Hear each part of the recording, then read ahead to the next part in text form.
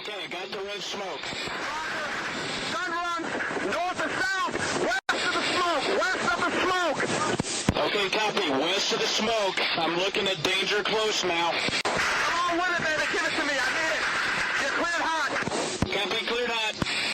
All right, so here we are. Let's go. Thank you, everybody, for taking the time to tune in. I am here with Rener Gracie, a legendary jiu-jitsu figure in my mind and in many people's minds. Not in my mind, though. That's a good sign. Look who my grandfather is. You know what I'm saying? Look who it's not my grandfather, but my grandfather, my uncles, the legends. So I'm just trying to put a little nick in the tree of like, yo, I was here. That's what I'm trying to do. What you just said to me is a very good sign, because I've met many people who would say, oh, I am a big deal. And the people who start off like that, I start to worry. The people who think that they're still on a path and that there is no end state and they're enjoying the journey, that's okay. No. In this family, you won't find a lot of people who look at it that way, because as soon as you think you're a big deal, someone's going to put you in your place. And I think that's true for jiu-jitsu, not just the Gracie family, right? So some of the most humble, most, the respectful people you'll ever meet are the baddest people you'll ever meet. You know that, coming from your background. And that's for sure true in jiu-jitsu. And, the people who are most capable of engaging in and winning a fight are the least likely ones to get into one. And I think that's all tied together. I was talking about that last week with my coach, and I had asked him if he thought it would be valuable or important, at least for adult males, to experience and touch violence at some point. I think it's critical because, A, like you mentioned, the more you've been around violence, the more you try to get away from violence. Like, I don't need any part of this, because you can win and still end up in the hospital, and lose and end up in the hospital. There's just so many things in between, and it's basically not John Wick is what I'm getting to. Right. You're not throwing people through glass windows and fighting off 50 people. It's I've been in very few violent encounters in my life, and I'll do everything I possibly can to avoid them. And people ask me why I wanted to learn jiu-jitsu, and it's like, oh, you want to learn how to fight? It's like, no. I get it out on the mats. I have a great, awesome time, and now it's like, hey, you're the drunk guy at the bar.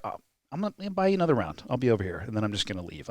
Now that I have a better understanding of what's possible, oh my God. And not only that, and once you started training jiu-jitsu, you became very aware of how little you actually knew. So, feel me? You become really aware of how much you don't know when you start going down that rabbit hole of learning techniques. And I think that for many people, that's a very beneficial thing, because like Joe often says, Rogan, he'll say, I think, the average guy overestimates his fighting capability by 900,000%, right? Like in terms of what they think. And then the second you go to your first, second, third jiu-jitsu class, you go, dang, I know nothing. I know zero. And every class you go to, it's crazy. As you get better in jiu-jitsu, you realize even further how much you don't know. Do you still feel like that? Good question. I think you've been at it a long. Yeah, a good question. There is a point. I was talking about this in a group class the other day, and there does come a point, right? Your very first class, I get on top of you, I ask you how you would get out. For your life, you're not getting out, and you leave that class able to get out. You get excited. You're like, oh my gosh, I want to learn more. You go the next day, and then you get there 3-4 days in. You're like, okay, there's 10 moves that I just learned, and I really could have learned those a lot sooner in my life, and I wish I had them a lot sooner. But you think it's just those 10 moves that you didn't know. And then you train for 6 months, a year, 2 years. Finally, you go, man, imagine if I didn't have this skill set that I'm now investing in, right? But there does come a point, I think like deep, dark blue, like purple, mid to purple, even into brown, where you go, all right, like once you've touched enough in jiu-jitsu, where you've been through every chapter, you've been through the mount, you understand the guard, you understand sight, you understand the scope of each position. You're not the master at any of them, but you understand all of what is entailed in each position. That's when you sit back and go, all right, I don't know it all, but I'm very comfortable compared to where I was, and to compare to any person on the planet who's not investing the time that I'm investing. So in that sense, I feel like there's always more to learn, but I certainly know what my capabilities are, and I very well know what the deficiencies are in any person who hasn't invested in this skill set.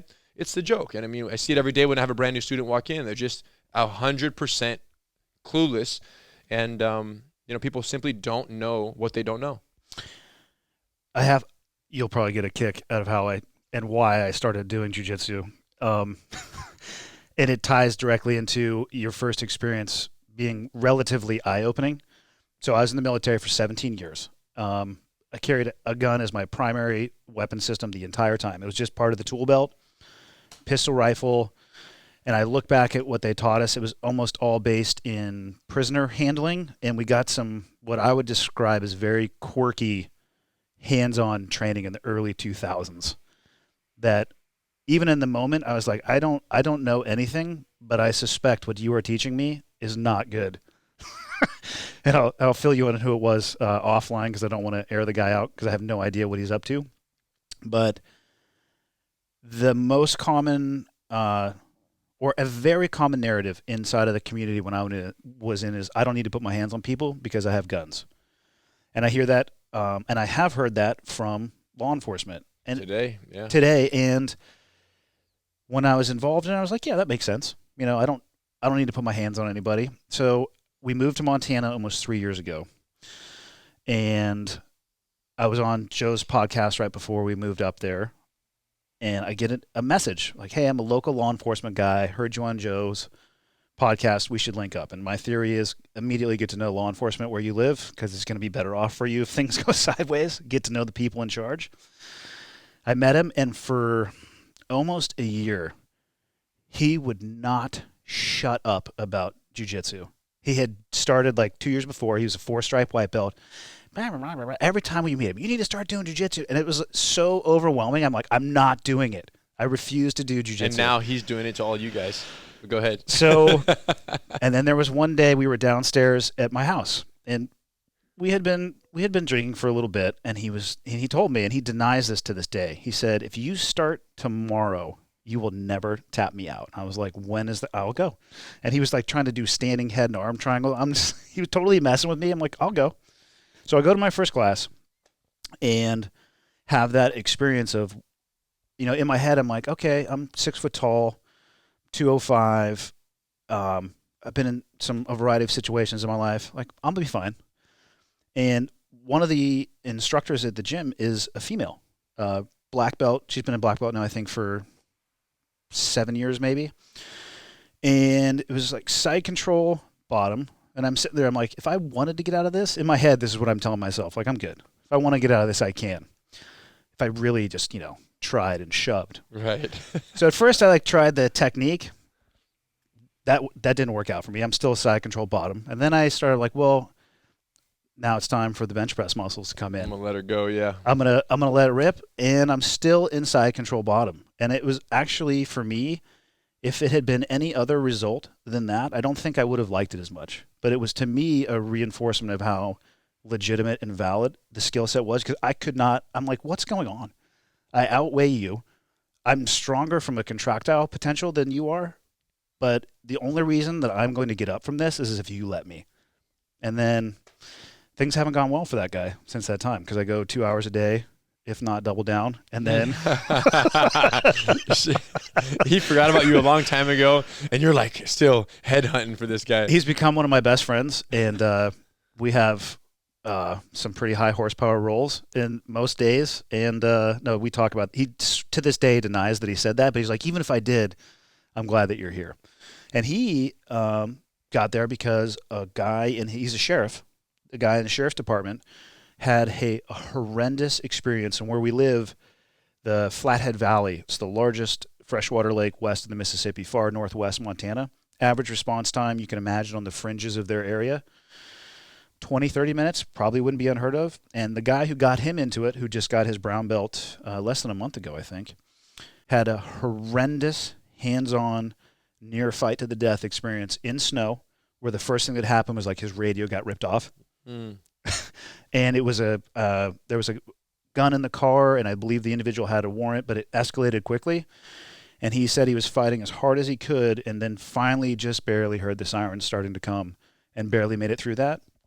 And those two guys now are really trying to introduce jiu-jitsu in the Flathead Valley. They were actually going to go to a Gracie course. We were going to have a spring camp in Reno, but it got canceled, obviously, because of what's going on. But that's how I got started, and it was humbling.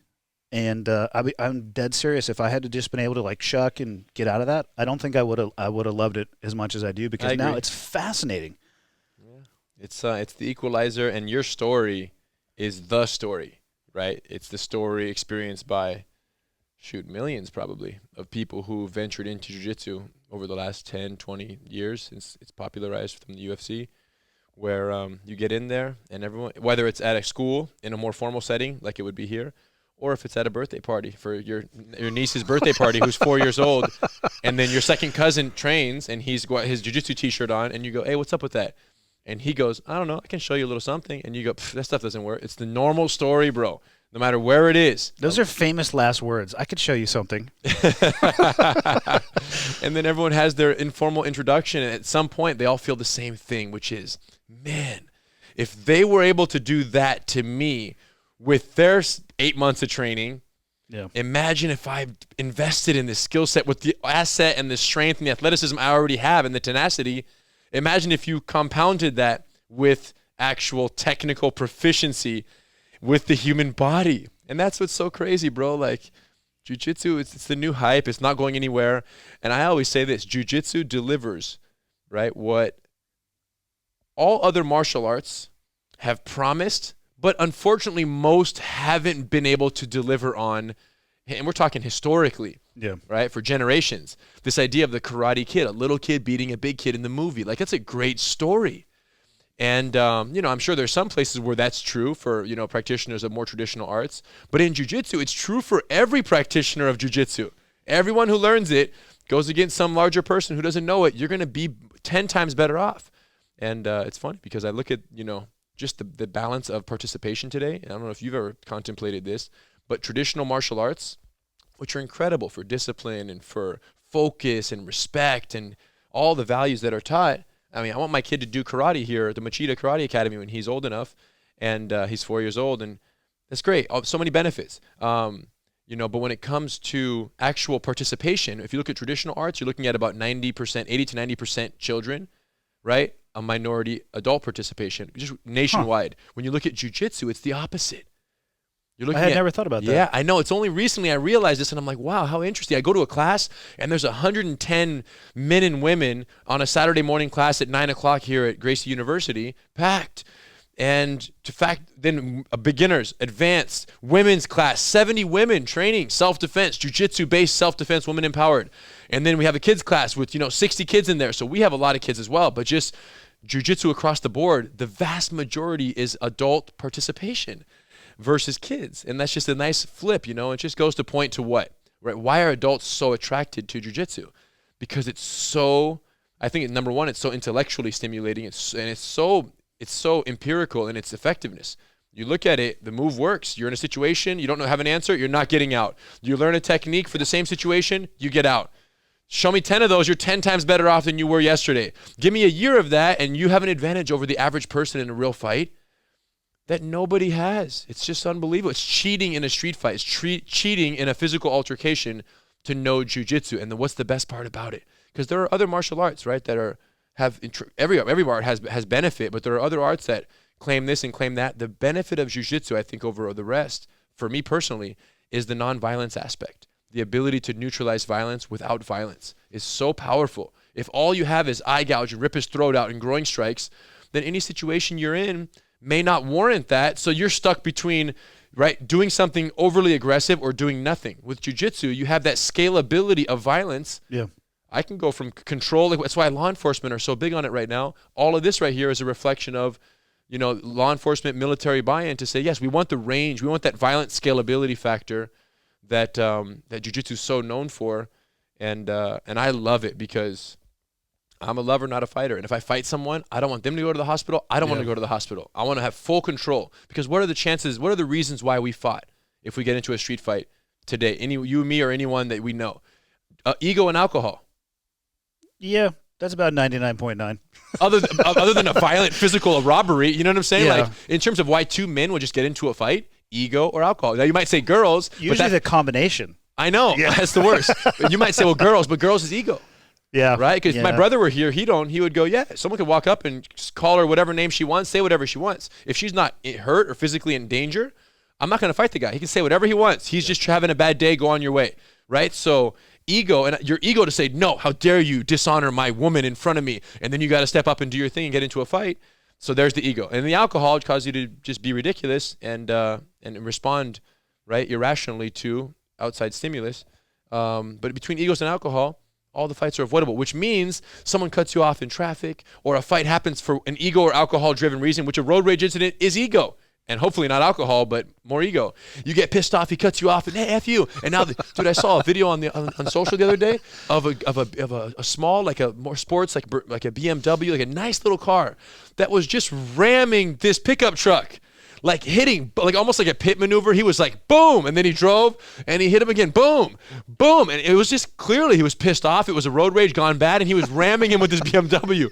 And I'm like, bro, your car is nicer. You're not winning right now. Like you're gonna give him you're gonna have a situation. He has to fix his car, but your car is nicer. Why are you doing this? And of course, your insurance claim is gonna suck because that video is gonna surface. Oh, it's already surfaced, bro. Everyone already saw it. You're done. So the point being, it's like there's all ego there, and in a situation where the fight is because of ego or alcohol, how often does the person you're fighting deserve to have their eyes ripped out of their face? Zero. Right? Like to where they cannot see anymore. Yeah, and zero. now for the rest of your life, someone's blindness is on your hands and all they did is had a little too much to drink or said something because your girlfriend was walking by and he said this or cut you off because they're having a bad... It's not worth it. So one of the best videos, I think it was a Gracie breakdown video that I saw that highlights that. I think it was in Florida, but it was the guy's daughter filming. And he keeps telling the guy, I don't want to fight you. You know, he's got a nice defense. He's managing his I don't want to fight you. I don't want to fight you. Takes the guy down, gets to mount, and just holds him. And you can hear the guy say, I give up instantly once he got into mount. But imagine how many other ways that could have gone if that guy didn't have that skill set. He didn't hurt that guy at all. And he could have murdered him. Yeah, and we see it, right, a lot of the times. Fortunately, that was two civilians. The guy you're talking about was a black belt. He's very trained. Took the guy down, front headlock, turned him over, mounted. Game over. Game over, bro. Like, he was talking the whole time. And the fact that he could be relaxed and have a conversation goes to show how much control he had.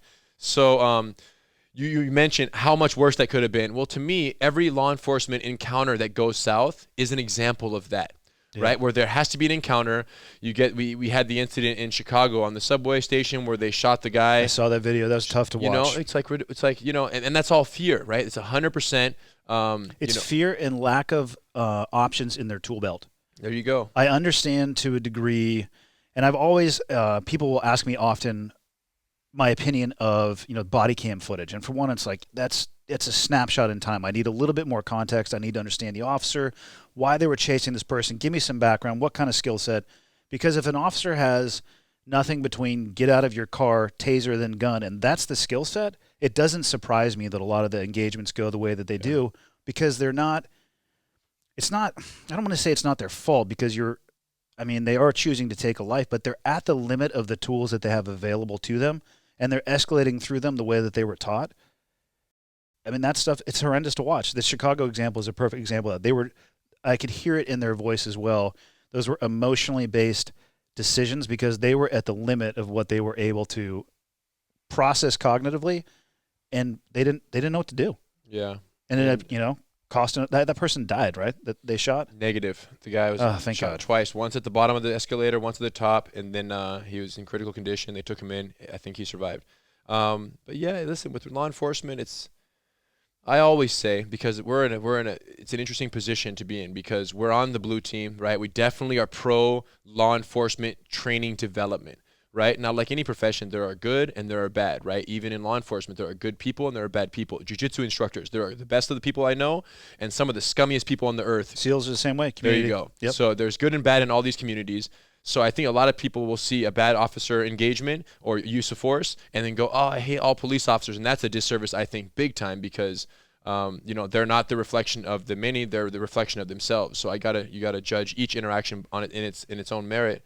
But with law enforcement, it's a tough situation because we need to, use these incidents of these, right? Whether it's dash cam, whether it's body cam, whether it's a bystander, cell phone video, to look at these incidents, and then people will say, well, gosh, how dare you, take a 37-second clip of an incident and give any judgment at all.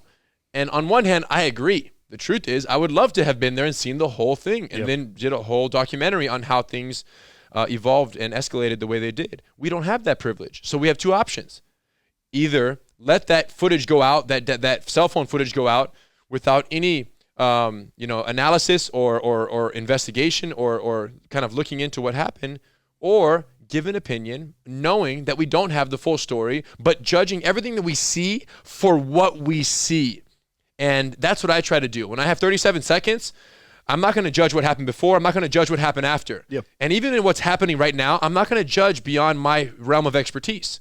So in the control phase of that takedown, you can see that both the suspect and the officer were fighting over the actual handcuff. They literally both had a hand on the handcuff, and I understand the officer doesn't want to give up his handcuff because that's a weapon. It technically could be used. But on the other hand, his inability to let go of the handcuff and focus on the control of the suspect, their body, and get a better top body side control position is why he ended up allowing the suspect to surface to his feet. And that surfacing of the suspect made him feel desperate and unsafe, because now all his attempt to control went out the window, what limited training he did have. And now he's telling his partner, shoot him, because he felt that he lost control. And the guy wasn't even attacking them at that point when he said shoot him. So we look at that and say, wow, he's saying shoot him, because if he was successful in holding the person down 100% chest to chest, over under pressure, and the suspect is laid out, pancake, there's no way they're budging or getting up, and backup is on its way, and they're just laying there holding until 3 minutes goes by, right? To say shoot him, I got perfect control, shoot him, doesn't make sense. That wouldn't have happened. Well, he wouldn't have said that because he would have been emotionally de-escalated. He would have felt because safe. He would have felt in control. Control and safe. So to that sense, the lack of control they're provided, the lack of training they're providing leads to lack of control. Lack of control leads to more rapid escalation. And then you see, firearms being utilized when not, and here's what's crazy. In many cases, the firearm or the use of force is justifiable based on the department's force continuum. Yeah. So based on that escalation and the threat scenario there and whatever I'm not saying Chicago was or wasn't, but in general, they might have used the firearm when it was appropriate based on the department's continuum. The problem is, even when it's justifiable force from the department's perspective, if the 100 people who have the cell phone cameras out felt that it was not necessary force based on the threat level provided, right? Or the lack of threat, I should say, in a situation, if they go, no, that person should not have got shot right there, even though the department policy permitted it and allows for that escalation, we don't agree. That's when you end up with a divide that's tearing the relationship apart between law enforcement and communities today. It's a loss of trust. That's it. And the loss of trust makes policing today more dangerous than it ever has been in the history of our country. I have police officer best friends of mine who are like, Henner, I don't know how much more it's worth it, because forget me and my own actions. The loss of trust between America and law enforcement as a whole is such a stage right now that it's not safe to be a police officer, because people want to retaliate. They'll retaliate against any officer, right? As we have seen happen, where someone shows up in a coffee shop and shoots 5 officers who had nothing to do with and don't even work in the city that suspect lives. Or they not even know the situation that individual is. Nobody knows anything about anybody, but they're retaliating against the institution of law enforcement. So I think the biggest disservice here is the public's perception that law enforcement is all one. Meaning, and I'm not even just saying in terms of good people and bad people, like I was mentioning before, where there are some bad apples in the crowd. I'm saying when you look at law enforcement as an institution, as an organization, police officers in America, that doesn't really exist, other than probably some unions and or some, a convention center once a year where they get together and all share ideas.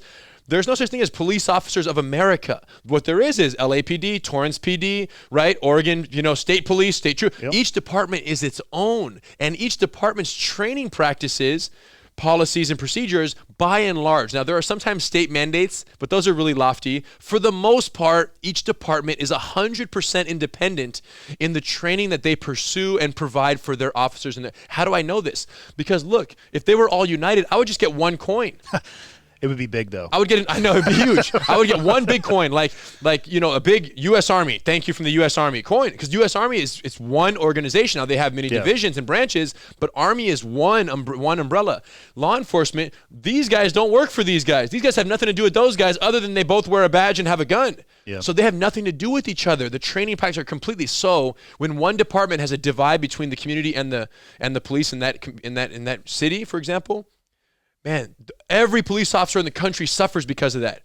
And that's the part that I struggle with the most, because man, there's so many good cops, and there's so many departments that are so progressively providing these training tools, these They're additional, seeking out solutions. seeking the best training, and they're really advancing, and they're reducing see, that's the thing, is success in this category that I'm talking about, of better training, reducing force allegations against the department, reducing unnecessary uses of force. That evolution in each department, progress in that direction is silent. It's invisible because it's an invisible game. It doesn't show up on a body cam, and it doesn't lead the news. It doesn't go on YouTube. Yeah. There's no breakdown. I mean, there are. I've done some. When I see a guy who does jiu-jitsu and does a good job, I'm like, everybody look. Yep. A force incident where someone didn't get shot, where a guy knew jiu-jitsu, he controlled the suspect completely, gently, effectively, and humanely. Even though he could have escalated, he didn't, because he's a purple belt in jiu-jitsu and trains over here. So like the ammunition of those incidents is growing, and there are oftentimes body cam or footage of those incidents. So I do the best I can to highlight those.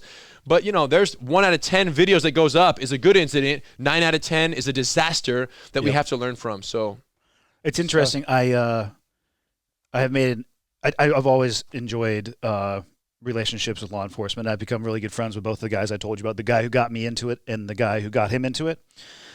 And they were doing a defensive tactics. And those two sought out the training course that they were going to go to after camp. But before that, they would do, I believe, and I might be slightly misspeaking, but I think it's a biannual training for 4 hours. In the department, in service. In the sheriff's department where I live. And that's normal. Yeah, and so they asked me to come and just be a role player. And again, I don't know anything. And they said, for this drill, lay on your stomach. When they tell you to, it's basically a cuffing drill, just start on my stomach with my hands crossed, and we'll see how it's going to go. And it didn't go good for them. Because even after 18 months, I know enough. Yeah, 18 months of jiu-jitsu against 4 hours, you're straight. But it was interesting to see how they would approach it, because they went through a small training portion before that and then were asked to apply that. But I'm sure you see this all the time too. If you have other training and you only have a slight exposure to something, you'll try that slight exposure and more than likely default back to what you had used before. And I had people, pulling on my fingers, trying to do pain compliance type stuff. And I tried to explain to them afterwards, because I saw it in my own job. I've seen people who will go so aggressively at somebody and the person is actually trying to comply, but because of the amount of force or energy or effort that they put into that person, it elicited a fight or flight response. And I've seen people lose their lives because of it, but by the letter of the law, it was justified because of their actions. But those actions were driven by the person probably being emotionally overwhelmed, which you could read as being scared, and applying so much force that the person thought on the bottom, they're like, I'm going to die, so I'm going to fight. And I sat these guys down. I'm like, listen, you can actually make things worse. Like, if you start pulling on my finger, like, if I'm cranked out on meth, first off, I don't have any experience in meth, disclosure, so I don't know what I would do, but I don't think this is going to do much other than piss me off. And if you don't have control and the only option you have is to apply more force, you might find yourself in that deadly force criteria, justified, but you got to live with that. And the more tools that they have, the more control that they have, between taser, gun, and everything that leads up to that, I think the safer not only will the officer be, but the safer the community is as well.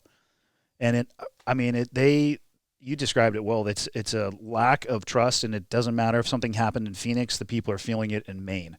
For sure. They're fighting an uphill battle for sure. I was so happy to see those guys, talking about, they went to their department and said, hey, we want to take this, get this curriculum, bring it back. I'm actually, right now, I made a shirt, and I'm going to sell it through the podcast, and every penny of it is going to go to sponsor a sheriff or first responder in the Flathead Valley to get them in to just start learning jiu-jitsu. Like, they'll have to pay a little bit because they need to have some buy-in. I found, like, free stuff, people are like, yeah, it's free. Yep. No value. But I want to try to, like, reduce the barriers to get people in there. Just because I look back at my own career, I'm like, I am an idiot.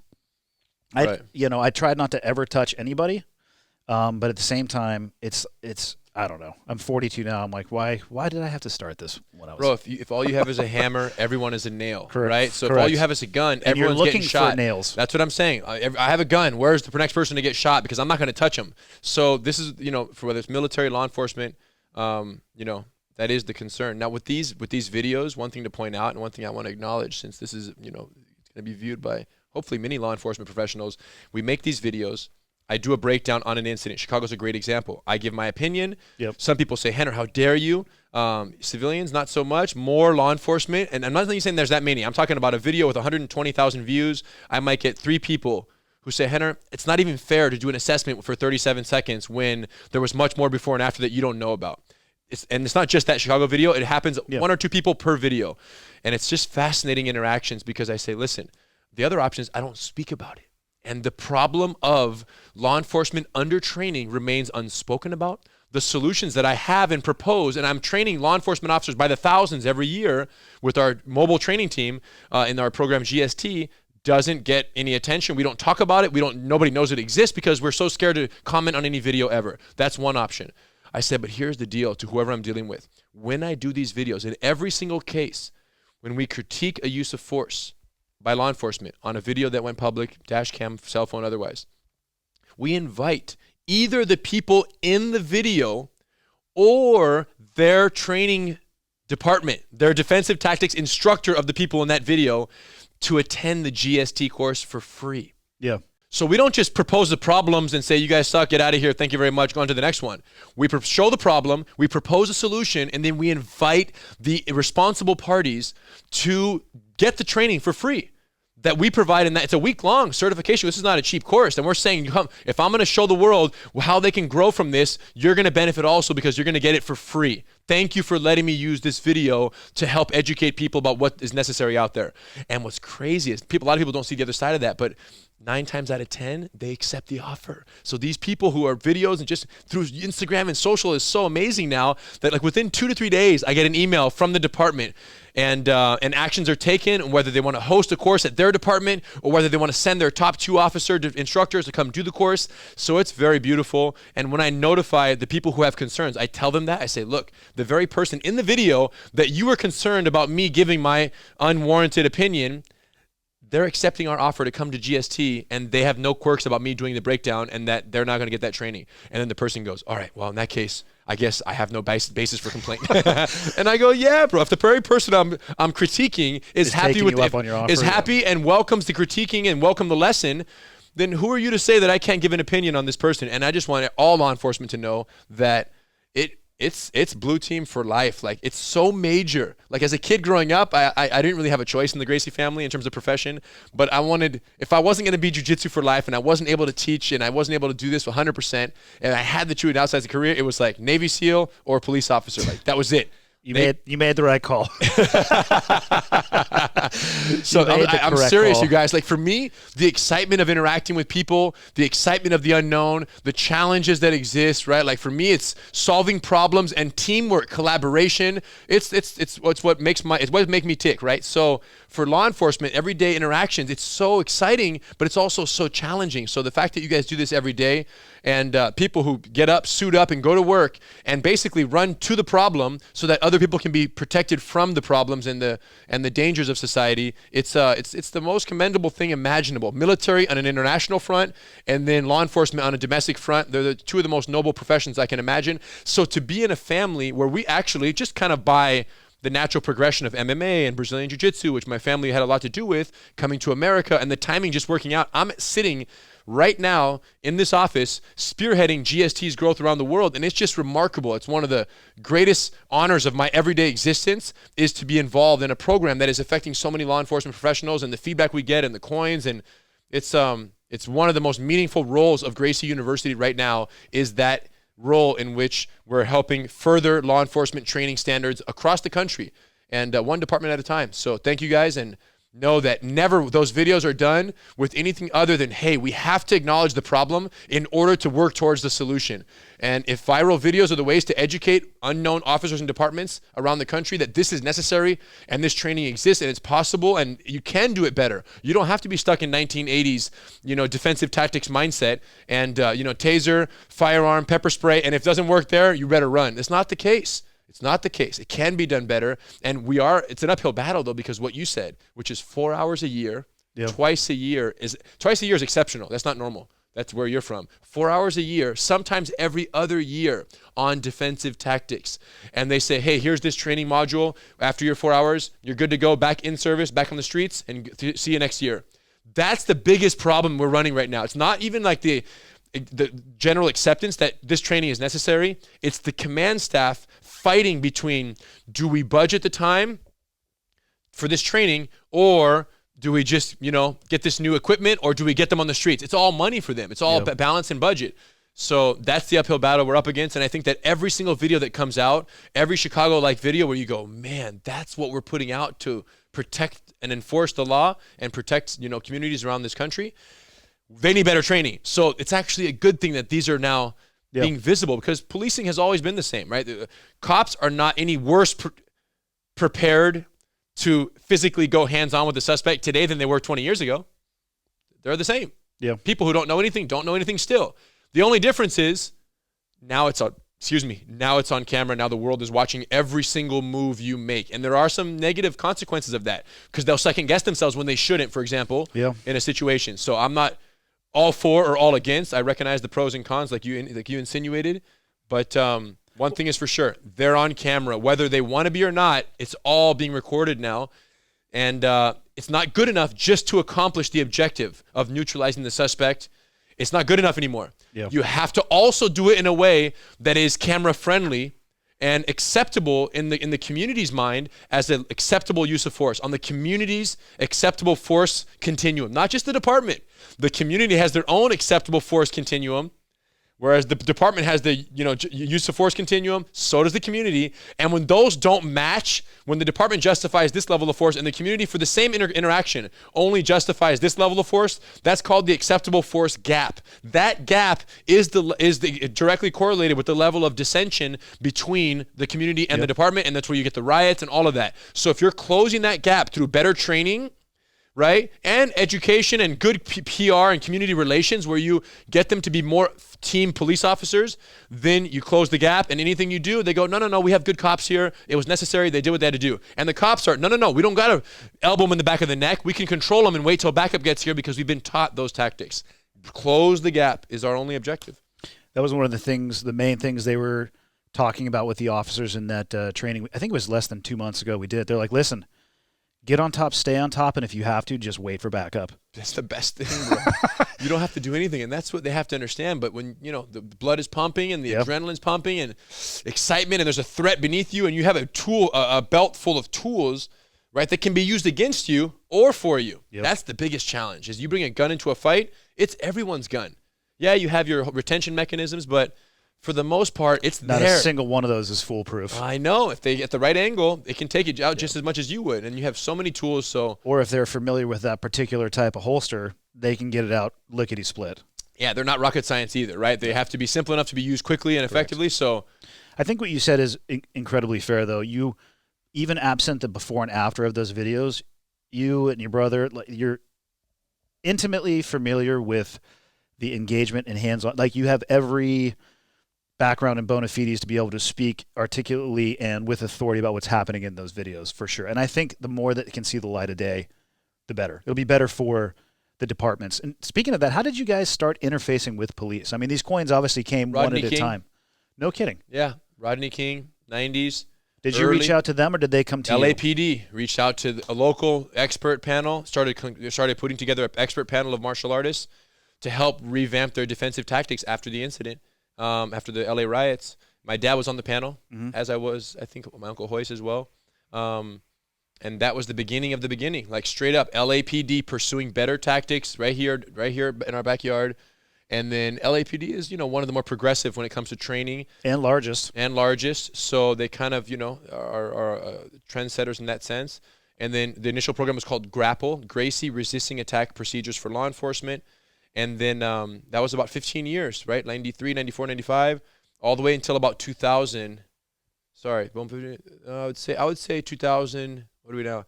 Yeah, I would say 2007, 2006, 2007. That program flourished. Yeah, like 12, 13 years. And then throughout that time, we were pretty much just teaching jiu-jitsu to law enforcement. And then my brother and I kind of took over. My father retired. My Uncle Hoyce moved on to other things. And we kind of took over the family business.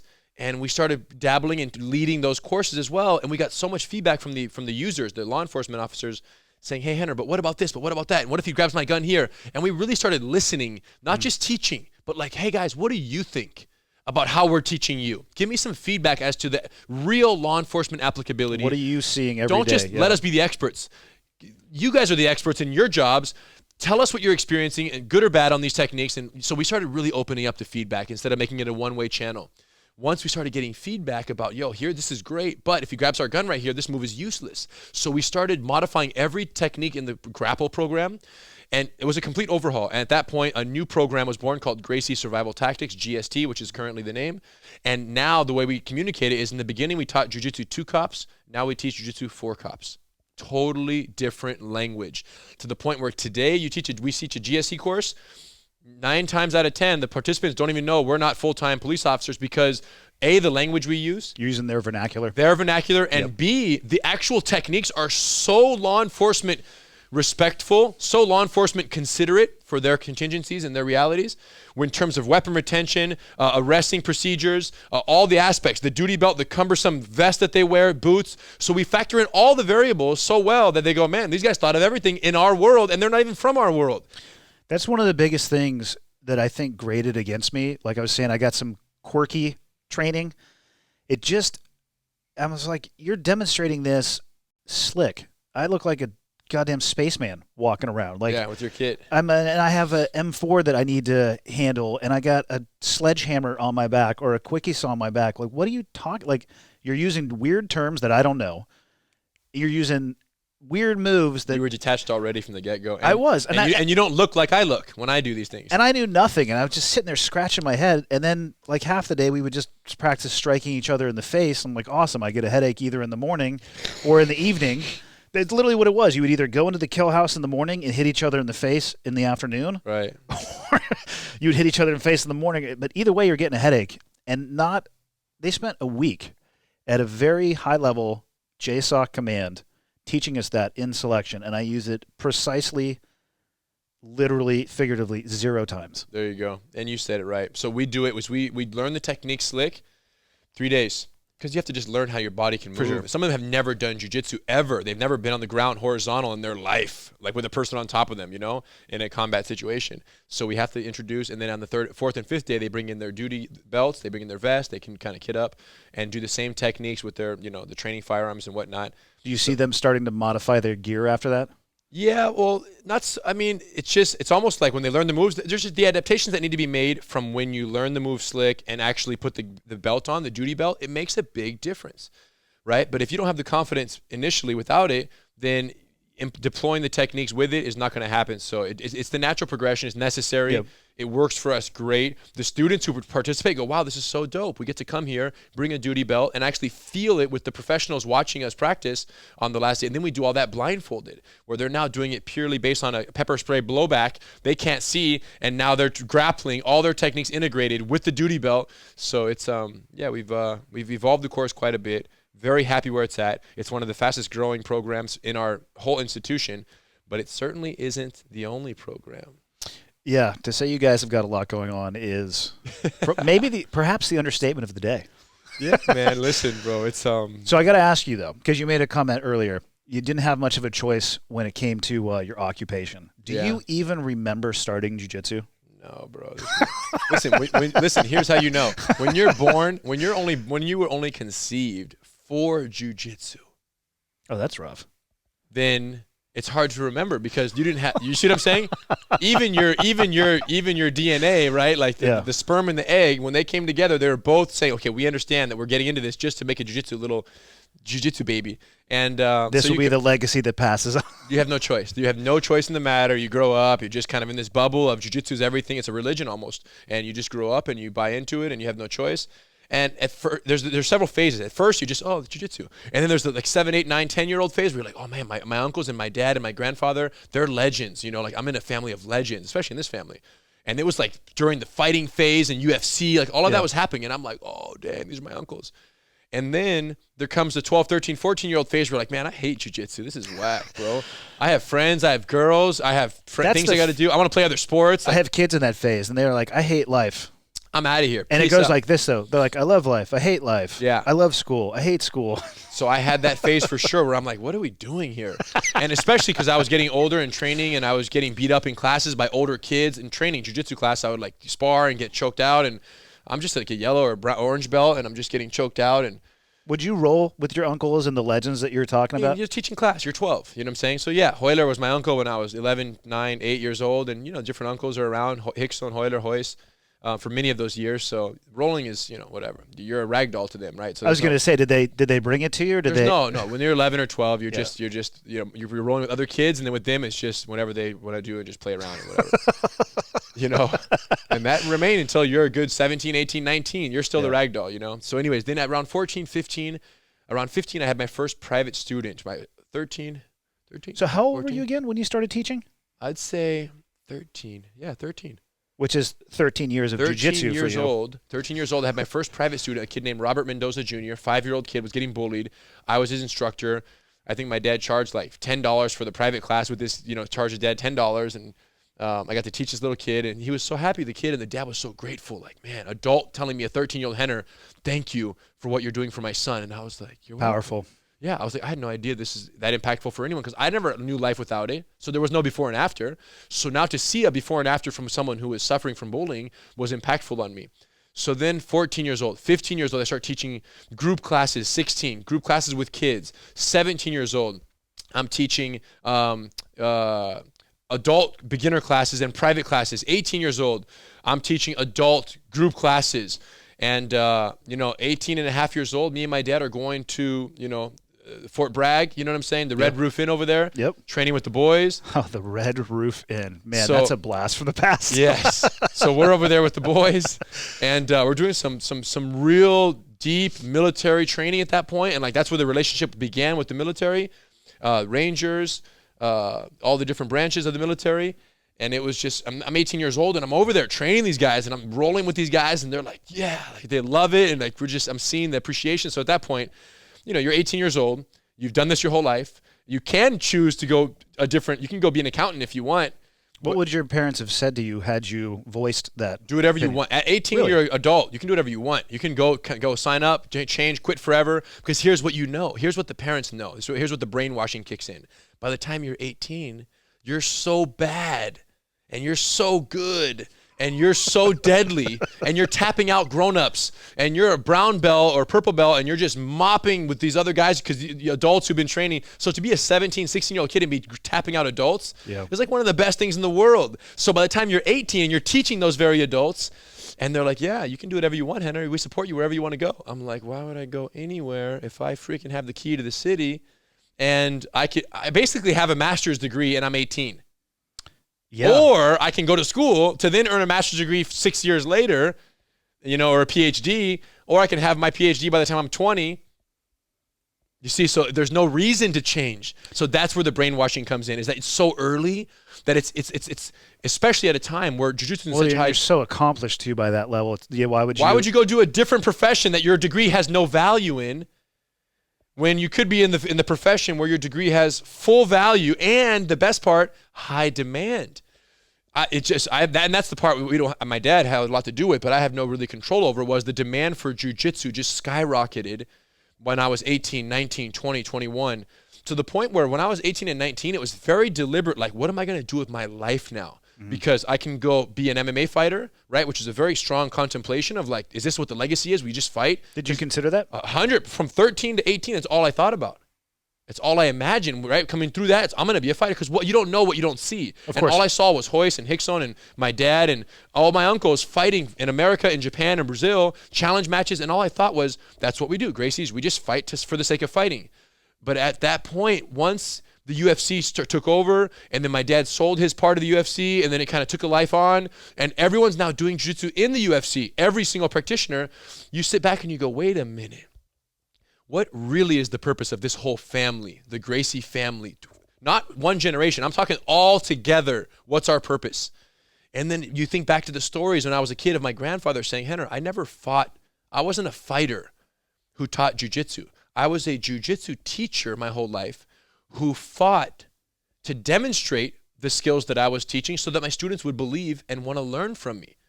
So Helio Gracie was a jiu-jitsu teacher who fought to demonstrate what someone else could learn who had equal physical deficiencies that he had. So the problem was he dedicated so much of his life to the challenges. He dedicated his whole legacy to basically developing jiu-jitsu, right? He learned it as a kid.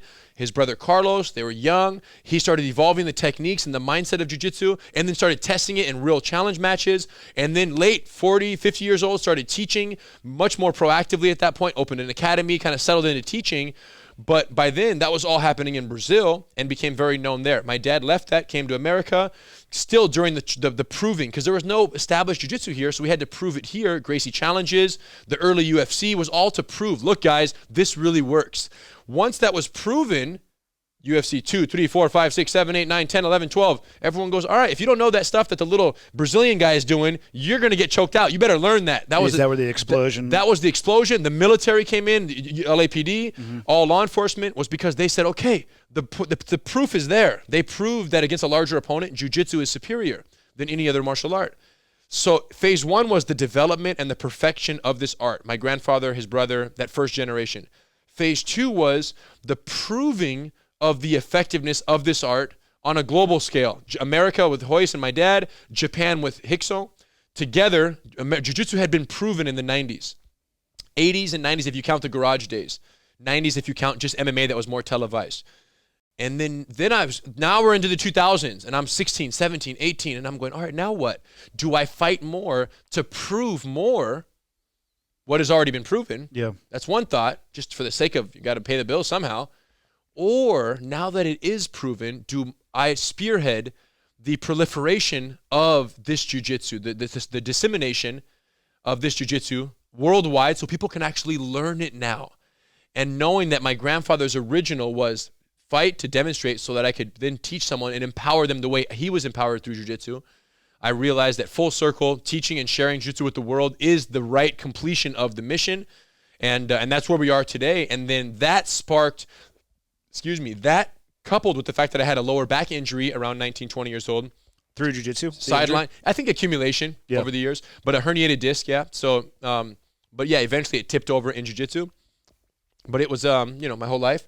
So I had a back injury, just 10 months sidelined, and I went, wow, this is crazy. What if I can't teach jiu-jitsu permanently for any number of years or forever? Yeah. What if I'm no longer be able to teach after 35, 40 years old? What if that happens to me? Something.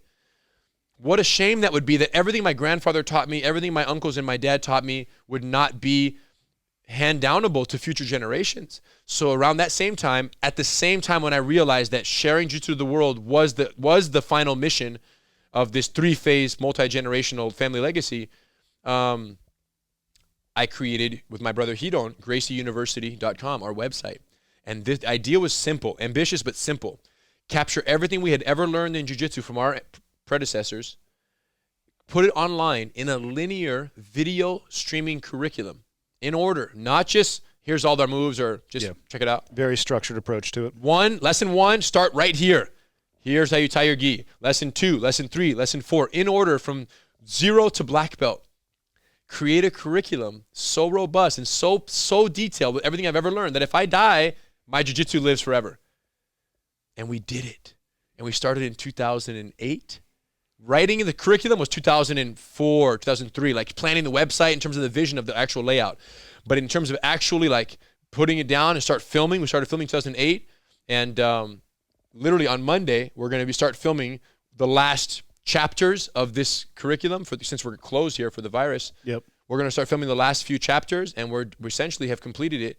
But it's remarkable, and people are learning all over the world. Starting in 2009, people started learning and logging on, and 50 to 100 new members a day. Right now, we're at 244,000 members in 196 countries. People who are going through the curriculum in order from home on an internet connection, moving their coffee table and practicing jiu-jitsu. This is happening, and the best part is, at certain milestones along the way in the curriculum, you can digitally record your performance of the techniques you're learning, upload them to get specific feedback from us to say, look, here's at 2 minutes and 42 seconds in video number 2, your grip is wrong on the Americana arm lock. Change that grip. That's one deduction point.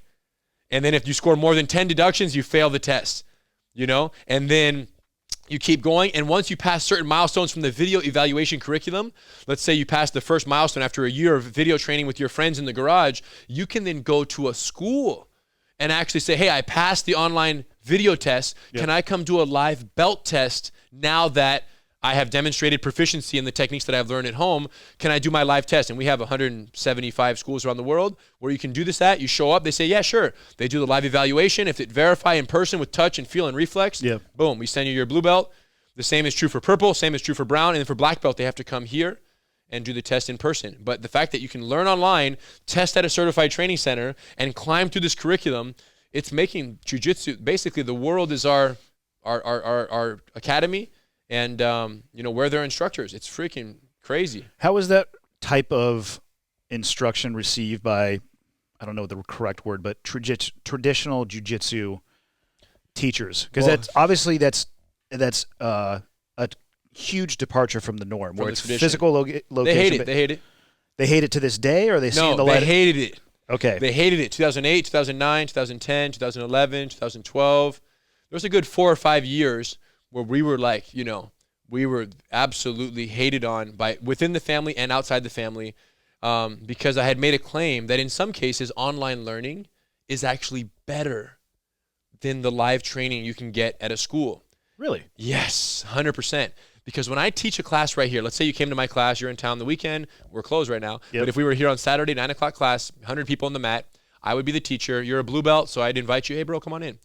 And you used to line up against the wall. And I show the technique 3 times, 4 times probably. I demonstrate the move, 1, 2, 3, 4. Everyone pair up and go. You have 50 pairs to monitor. 50 pairs. And now more importantly, let's say while you're practicing, you say, oh, damn, what was that again? That never happens in class. People never forget what they're supposed to do. So right when you get there, you're like, what? How do we do this again? Am I right? 2 people are watching butterflies, and they're like, so here's the other thing.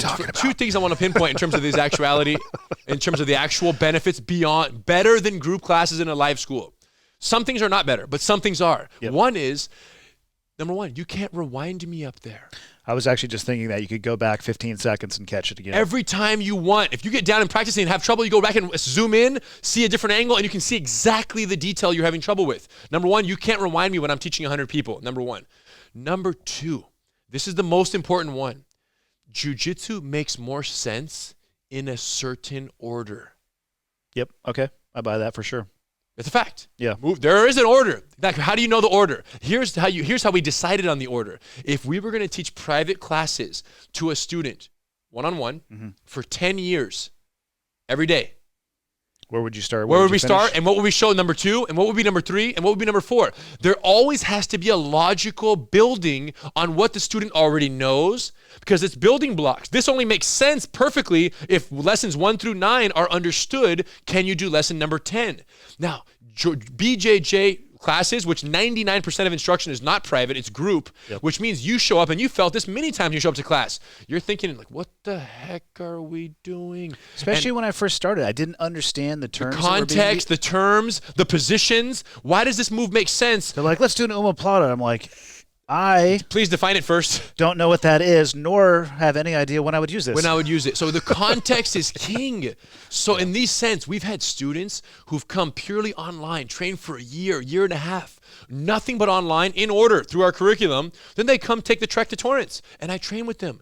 And I go, dang, this guy's better than someone who trained a year and a half at our school for the last year. Not everyone. Yeah. So different people are different. People learn in different ways, People learn in different ways. So anyways, when I went out and said that in many cases, learning online is better than in person, to make the case that not only is it possible, it's remarkably effective if you dedicate yourself. Man, people hated that. Did they see it? Did they hate it because they thought it was an attack against their business model? Yes. I mean, yeah. Because if what I'm saying is true, if it is truly a fact that you could move this coffee table and put down mats, put up a projector right here, a screen, and run my stream of my lesson number 1, and that lesson number 1 and lesson number 2 and lesson number 3 are better than the lesson 1, 2, and 3 you're going to get down the street at ABC Jiu-Jitsu. If that's true, it's a threat. It's a threat. And here's what's crazy. Here's what I'll say to all the people who hate me because of this reality. I like how you address them directly. It's perfect. You know, law enforcement got yours now. BJJ, Gracie University, haters. You guys have your own group on Facebook. There's definitely a group on Facebook. I don't know if there is. I don't know if there is. Listen, it's calming down. It's calmed down very much, especially right now because of the virus. We'll talk about that next. Oh, for sure. It's changed completely. But to the people who have this deeply profound, intense fear that, right, that if linear online curriculum-driven learning by Gracie University is in fact better for beginner or advanced, whatever level you're at, then brick and mortar, go to class, blah, blah, blah, blah, blah, learn random techniques in random orders, and you can't press rewind, but it's okay because the teacher's there to answer. And that's one of the things, I should be fair and say, one of the things you have in a brick and mortar school is someone to answer a question. Hey, teacher. But you can't do 50 questions. You can't. Otherwise, you that's will a good literally point. not teach. So then you'll often hold on to your questions.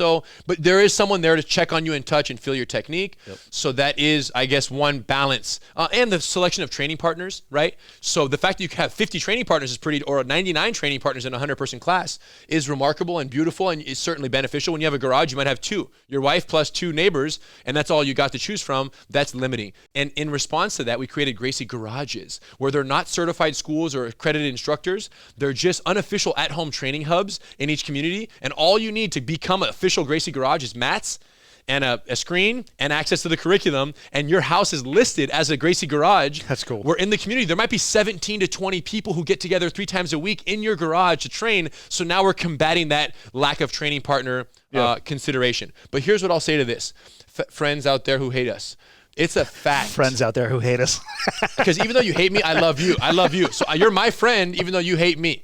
So friends out there who hate us. Here's what I'll say about this, you guys. It's a fact that the discipline required, the inborn discipline that is required for someone to learn from a computer monitor, right? On their own time, like really take out time in your schedule, allocate in your own house to put it down, put up a screen and actually watch and then practice with a partner, coordinate that get together. Those are exceptional human beings.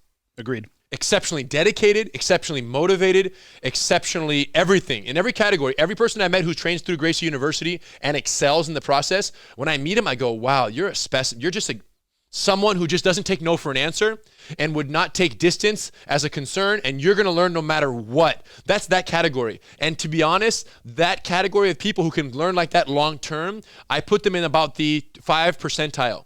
1 out of 20 people that I know are capable of online learning as a true source from A to Z of curriculum. Now, here's what's wild. Those people who become online curriculum highly dedicated, progress so effectively and are so motivated that they end up going through instructor certification programs and opening certified training centers and becoming the people to open brick and mortar schools where then the other 95% who are not as motivated will just kind of get into a room, line up against the wall, and then have the one guy who's the freaking hammer say, yo guys, this is what we're going to do today. And they all go, okay, coach, we'll do that. And they're kind of led by the leader there. So it works out perfectly. And what I'm trying to say to you guys is have no fear, because for every 100 people who goes on to Gracie University and gets enthralled by the beauty of the curriculum, the ease of the techniques, just the nature of it, they at 95% go like this, man, this is amazing. But I don't have mats, I don't have a training partner, I don't have the time, and I don't want to do this at my house because my kids are going to bother me. So I'm going to go find a BJJ school. Gracie or not, they just go find any school in their community and they Google Jiu-Jitsu, Gracie, Brazilian in my neighborhood, and then they show up at your guys' schools, the ones who hate us, and then they say, you say, hey, how'd you hear about school? And they say, oh, I saw some Gracie breakdowns on YouTube. Yep. I went to Gracie University. I loved the lessons, but now I just need to find a school because I can't really learn online. And then you never sent me a thank you letter. They forgot that step. I need you guys to remember that step, because you can't throw the hate if you don't throw the love when it actually works in your favor that I introduced someone to jiu-jitsu. You got credit for it. They're your student now. I have nothing to do with it other than the fact that I got him in your building. And like Jocko, who recently, you got to tell him this story, a guy came in here and a really cool kid and did his first class. And at the end, I was like, yo, how'd you hear about jiu-jitsu? He's like, Jocko. I'm like, I love that, man. And then So super, super cool cat who had his first class, and thanks to Jocko, came in here. So I'm not saying, oh, I got him through Gracie Breakdowns. Jocko got him through a podcast, sent him here, and I'm throwing appreciation to Jocko, and I owe you one, bro. Acai bowl on me. And I always say it, man, Joe Rogan, Jocko, Joe's at the top of the mountain in terms of educating people about jiu-jitsu. Just saying, hey, you should do jiu-jitsu. Well, his platform is amazing. His platform's huge, and he uses it for good, and he does a really good job. So for all the people, Joe, that you've inspired to take their first class because of how beautifully you communicate jiu-jitsu, both in the octagon right there in the fights, but also on your podcast day to day, people are starting jiu-jitsu because of Joe Rogan, no doubt. And, I think in a YouTube sense, like purely like from a demonstrational and a breakdown sense, I think I've influenced a lot of people with my brother as well, helping out. Together we've influenced so many people to start jiu-jitsu, 99% of which we have no idea where they ended up. And we've gotten no benefit other than we've got them on the mat and they're your students. So please, you guys, throw the hate, but throw some love right behind it. How many jiu-jitsu participants do you think there are worldwide? Oh, come on, bro. I have no idea. So I asked Jocko that too, right? Because he's tied with tough, Origin, a gi man, and everybody just gives, they're like, 2 million? Yeah. No, I have no idea No either. idea. I was just curious. It's a waste of time to even speculate. I know that our school has, we have 175 schools, I don't know, 20, 30,000 cumulative students there, give or take, in those schools alone. Yeah. So we have our own little, we're making a dent, but worldwide, all BJJ, it's every street corner now, bro. There's within 5 miles of where we sit, there's 10 BJJ schools. 15, Is it really? 15 maybe 20 Well, within 5 miles. I mean, SoCal is kind of it seems to be the mecca for the U.S. as well. It's true. It's a trendsetter. But guess what? Wyoming's not far behind. Montana's not far behind. I was just going to say, where They're I right live in there. the Flathead Valley, so I train through SBG Straight Blast Gym. There are 3 of those in the valley, There you one in go. Missoula, and there are other schools. There you go. Yeah. So they're like pizza parlors now, bro. They're just coming up. It's just happening. So anyways, Gracie University, this online platform has been ridiculous for us because it's allowing us, first, Gracie Breakdowns. We do the breakdowns. People go, oh, man, this is awesome. When did you guys do your first Gracie breakdown? 2005, 6, 7, right before the university started. How did you stumble across something you just felt compelled? Bro, you had? GSP, Dan Hardy, UFC, way back when. GSP couldn't submit them. Then our friends from Miami, Valente Brothers, said, hey, Henner, you guys should do a video explaining why the arm didn't break. People would be intrigued by that because everyone's like, oh, my God, he didn't break his arm. Well, how did it not break? And Dan Hardy finagled out of this submission, and we did a breakdown and got, 50, 60,000 views. Then we did a couple more. Then we did Fabricio Verdum versus Fedor when he submitted Fedor, Fedor's first official loss for sure by submission. I think first loss ever. And what kind of submission was it? a triangle armbar in some of these, I think one of these other organizations. I think it was Strikeforce, actually. Caught him. We did a breakdown. I put it up on a Sunday. The fight was on a Saturday. We did the breakdown Sunday morning. We tried to do them real fast. And then we went to Costa Rica. And then 3 days later, I checked logged in Costa Rica, and it had like 400,000 views. And I was like, okay, we hit something. Yeah, you're on to something for sure. We struck a vein, and people want to know. People love understanding what's going on, especially if you're a fan of MMA. It's one thing to say, oh, he got submitted. It's another thing to say, wait a minute, he did this, then he did that, then he, Yep. And then now it's not uncommon to get a million or 2 million views on, a Conor McGregor, Habib Nurmagomedov breakdown. You get 2. I watched that one. It was good. Yeah, so you guys were up late night on that one. the same night we came. I know. If it's a big fight, we'll come straight from the house, leave Yep. the family, go do the breakdown. So we're committed on that front. And listen, that's how you get average MMA couch fan to say that stuff is cool. Yeah. Those guys are nice. I like how they teach. They make sense, and I like them. I want to learn from them. And it's far more intellectual. You made that comment earlier too. It's far more intellectual than I have the ability to describe. Right. There you go. Overwhelmingly intellectual when you're first starting because you get to a position you're like, okay. Don't scare them away. But yeah, it's beautiful. It's beautifully No, it's intellectual. good, but it teaches you There's how to. so much. You can prioritize. You can play, make mistakes, fail, succeed, like all that good stuff. But it's hard to explain how you do that while you're being crushed. Yeah, true that. So the breakdowns took off, and then we were like, man, let's funnel this. And then we obviously use that as a primary marketing channel to get people on Gracie University. People get on Gracie University. The first 5, 6 lessons are free on there, so you can dabble and see a bunch of sample lessons. And then you either say one of two things: I'm going to do this on my own, or let me find if there's a location near me. And then we have what's called certified training centers, and these are schools that have gone through, pretty robust certification process to learn our curriculum. Gracie Bullyproof, Gracie Combatives, Master Cycle, Women Empowered, and then they become certified to teach those in their communities. And there's 4 levels of certification: blue belt, purple belt, brown belt, black belt, in terms of the kind of the accolades of the school. And then, that's it. So we have CTC, Certified Training Centers. We have the online channel for those who don't have access to one of those. And we're growing 20, 30 new schools a year. Yeah. And that's kind of the business model right now. I have to imagine the digital side is helping you guys bridge the gap during what's going on right now. The Crazy. Remote learning, because... Well, that's what I was going to say. So all the people who were haters, this is the irony of all this. The people who were hating on Gracie University in 2008, 2009, 2010, when I said that, it certainly is as effective, and in some cases more effective than brick and mortar school learning, the people who just hated that, now one of two things happen. Either A, they also have an online university, which many of them do, most of them do, or B, right now, while all BJJ schools are being shut down for coronavirus, for an unknown period of time. They are kicking themselves, saying, man, Henner was onto something in 2008. Because now, even though we don't have classes happening here, all of our students have free online access to the whole curriculum that they're participating in brick and mortar classes here. Yep. And what we created is a new system to where during this closure period of a couple months, potentially, maybe more, when they come back, they're going to be able to demonstrate through a series of verification seminars.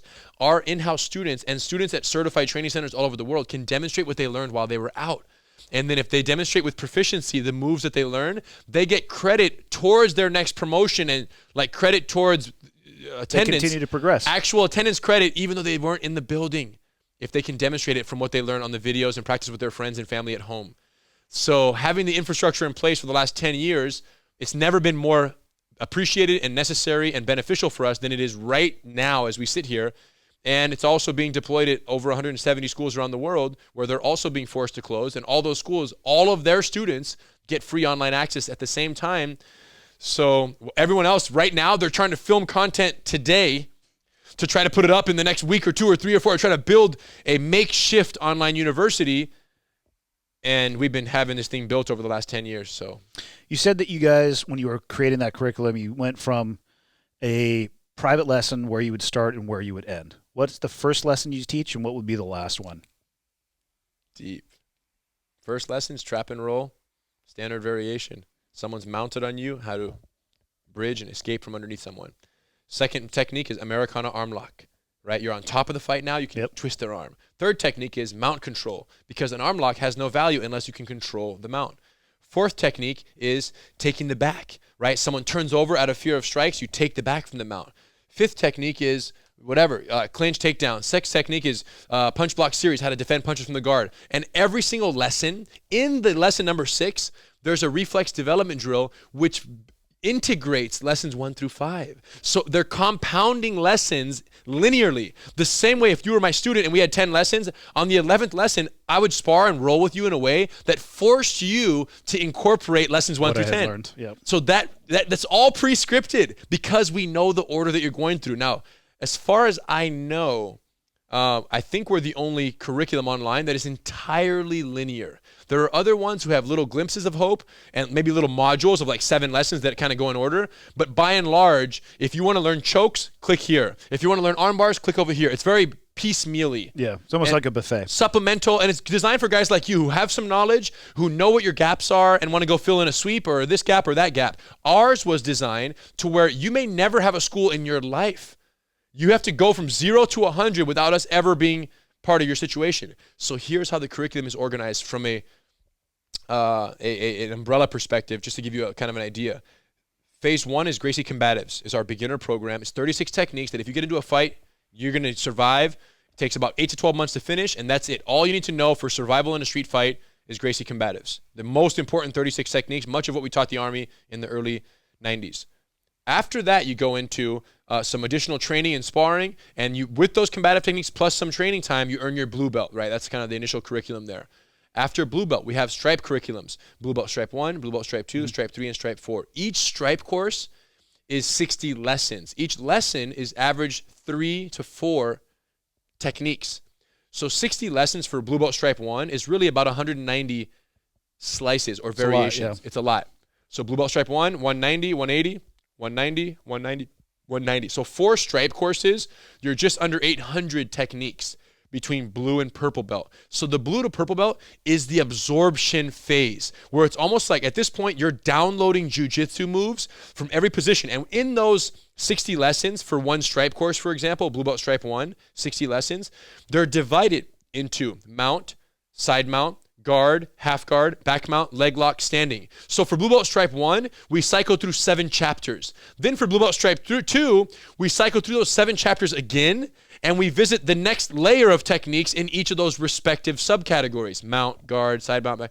Do you understand? So it's all stacked in different layers on top of each other. So blue belt stripe 2, all 7 chapters again, 60 lessons, 190 slices. Blue belt stripe 3, 7 chapters, mount, side mount. So it's the next progression of mount techniques after blue belt stripe 1 and 2 mount. So blue belt stripe 4, same thing, and the thing that will go on and on. Once you're done with blue belt stripe 1 through 4, you're a monster. Your knowledge of the scope of what jiu-jitsu entails with about 800 techniques, you have a very broad understanding of what this art is about. You know all the letters of the alphabet are perfectly understood, and you're good to go. So then what do you do next? Purple belt stripe 1 through stripe 4. Instead of giving another 190 techniques per, that's not what it's about anymore. Purple belt stripe 1 through 4 digs deeply, explores deeply the principles that govern the practice of jiu-jitsu. So it's almost like this is the whats, purple belt is the whys. Why are these moves effective? Why do they work the way they do? Why do you use this move instead of this move in this situation? So all the roots of these trees are explored. It's like the prequel, but you can't have that discussion unless there's some above ground context, some tree trunks to kind of say, okay, we kind of know, here's the forest. So you can only discuss the roots when you know where the trees are headed and where the trees exist. So that purple belt stripe 1 through 4 is entirely principle driven learning. And we're talking about the principles of timing, control, leverage, manipulation, balance, double attack. So all the little macro and micro principles that make every jiu-jitsu move that you use adheres to a set or a combination of principles to make it effective. And identifying those with examples, anecdotal, showing here's why, blah, blah, blah. So by the time they're done with purple belt stripe 1 through 4, they're able to sit back and go, okay, I totally understand why jiu-jitsu is so effective. And once you understand the whys of jiu-jitsu, only now, can you start creating new hows, new possibilities that you were never taught, right? How do you arrive to a place as a practitioner? Don't you ever wonder that? Like, when do you go from being a student to being a creator, an innovator, right? Someone who becomes a source, not just a recipient of jiu-jitsu, but a source of jiu-jitsu. The difference happens once you understand the whys, once you understand jiu-jitsu on a principle-driven level, not on a surface technique level. So that's white to blue, learn the basics, don't get beat up. Blue to purple, learn the scope of jiu-jitsu, all the techniques that make it what it is and the effectiveness. Purple to brown, understand why those techniques work, the fabric with which all of these techniques are constructed. And then brown to black. In our curriculum, is we want to see you contribute back to jiu-jitsu. You become someone who, your brown belt stripe 1 test isn't, can you memorize these moves? It's teach me another principle that I haven't yet identified. Oh, interesting. That you become a source of inspiration through. And for brown belt stripe 2, I want to see another principle and another principle and another principle. So you're going to contribute back to the very art that gave you life before you get your black belt in Gracie Jiu-Jitsu. That's how Gracie University is organized. So we're not trying to create students. We're trying to create wizards of jiu-jitsu who become contributors and sources of knowledge for anybody they ever come into contact with because of how they look at jiu-jitsu, not how they absorb jiu-jitsu. Damn, that's a lot to think about. Well, not only is it a lot to think about, here's what's crazy, bro. This is what's wild. And this is what we might turn off the camera because it might be offensive to many. We can edit it out. Let me just say this. Can you now see how learning to accomplish what I'm proposing, which sounds ambitious, right? I'm creating people who, because if you think about any of the wizards today, who are the contributors, the guys who almost kind of created branches of their own jiu-jitsu, the Danahers, the Eddie Bravos, the guys who all did great contributions, and there are many others. Everyone who's like a high level black belt who kind of makes a name for themselves, it's why they kind of have a little branch of jiu-jitsu that, right? They kind of flourish and they make their own version of it, right? Yeah, innovation. Yes, but where does that come from? They all have the same roots of the tree. They all trace back to, at some point, the Gracie family or the cousins of the Gracies, or right, the origin of the whole thing, Brazilian Jiu-Jitsu, back to my grandfather and Carlos.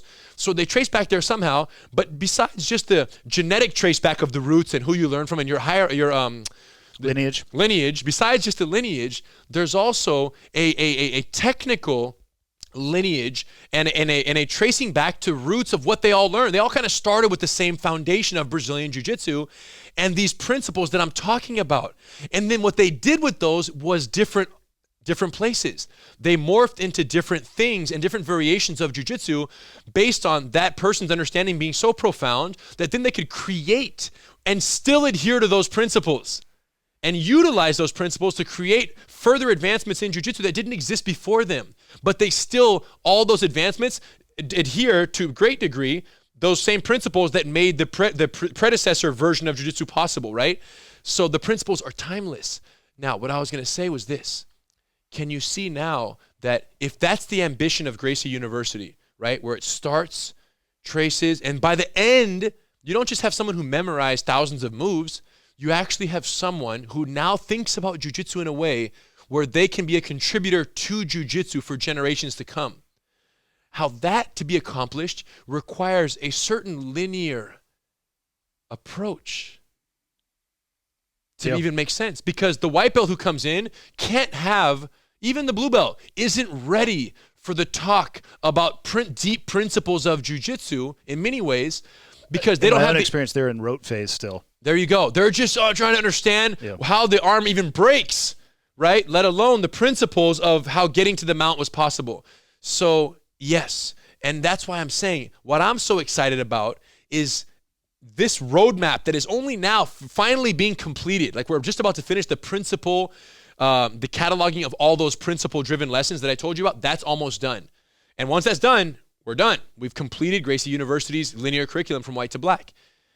And I'm excited to say, man, now we've created kind of an assembly line on which anybody can get on at any point from anywhere in the world, go down this assembly line. It might take 10 years on their own, in the middle of a tent, out in the middle of nowhere. And once they come off the assembly line, though, I'm going to meet them. And if they say to me, Rener, I completed my brown belt stripe 4 evaluation through Gracie University, I don't need to know anything else. I know everything I need to know about the person standing in front of me, about what they've been through for the last 10 years, about what they've spent time watching me on camera and my brother Hidon, about what they've learned, about what they've sent in, because you can't send in brown belt stripe 4 test unless you've done brown belt stripe 3 and brown belt stripe 2 and 1. So I already know if you're sending this test, you means you did all of these tests. Yeah. So I go, man, you're a contributor now. You're an asset to the jiu-jitsu universe. Fly, grasshopper, fly. Go, become one, and go give back, because you have a lot of value to give where you are right now. So anyway, it's very ambitious, it's very exciting, and it was the goal from the beginning, is to create a pathway that once someone comes off the end of that assembly line, they're freaking marvelous. And, you know, to see it now coming to fruition where that's almost about to be done. And here's the end of the bottom line is, once we have repeated successes coming off the assembly line, you know, people can say whatever they want. We're creating jiu-jitsu wizards and contributors to the art, and people who are not only taking from it but giving back. And there's nothing someone can say negative about that. Well, it won't stop them from saying negative things. That's true. They may just not have an understanding about what they're saying negative things about. They're just going to get choked out by someone who learned online. I'm done underestimating people's ability to say negative things about things that seem to be Yeah. I'm with you. You'll get 999,999 people are like, that's awesome, and one dude who has a really high-speed internet connection. I told you about in the law enforcement, too. In the law enforcement, I got them. Every single video, I get them, so I'm well used to it. That is a robust undertaking. I'm just even thinking about the time required and the infrastructure required to put all that stuff together, let alone the linear sequencing of all that. Right. It's crazy. And here's the thing. Many people have online websites for jiu-jitsu, but what they do is they just get a camera, go into the class that they're teaching, have the camera film the class or like film the technique, throw it up on the online, right? But because there's no linear context of that lesson, the student who knows nothing goes, wait, like you walking into a class as a white belt, where do I place this in this whole journey of learning? Yeah. So for me, taking that away was probably one of the best and worst decisions of my life. Best in that we've created something that I don't know exists anywhere else in the world in terms of linear ease of learning curriculum. Worse in that it took so much more time to do it this way. Oh, I bet. To do it properly, it's going to take because I have to film directly for the user at home. If I can teach a group class and have it filmed at the same time, 2 birds with 1 stone, because I teach every night anyways. Come bring a camera. It would be very easy to do that. But to say, no, I have to allocate different time in my day, separate time, 2 to 3 hours every filming session, no exception.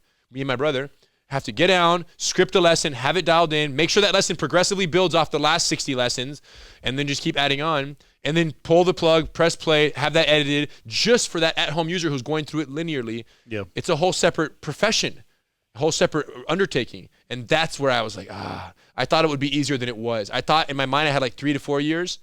It's been 11. It'll probably take you about as much time as it would take somebody to go through the pipeline. Here we are, 11 it. years later, and you're about accurate what it will take to go through the pipeline. Exactly right. In all of your years of teaching jiu-jitsu, what are the biggest mistakes that you see people making? I think that people, different phases, different mistakes, but for the most part, the phase where most people drop off, let's assume that they don't get scared away in the first couple weeks, right? But assume they stick around 4, 5, 6 months. They're in there. They're 7 months, 8 months, a year and a half. Right in that one blue belt, right around the blue belt time frame is where you lose a lot of students.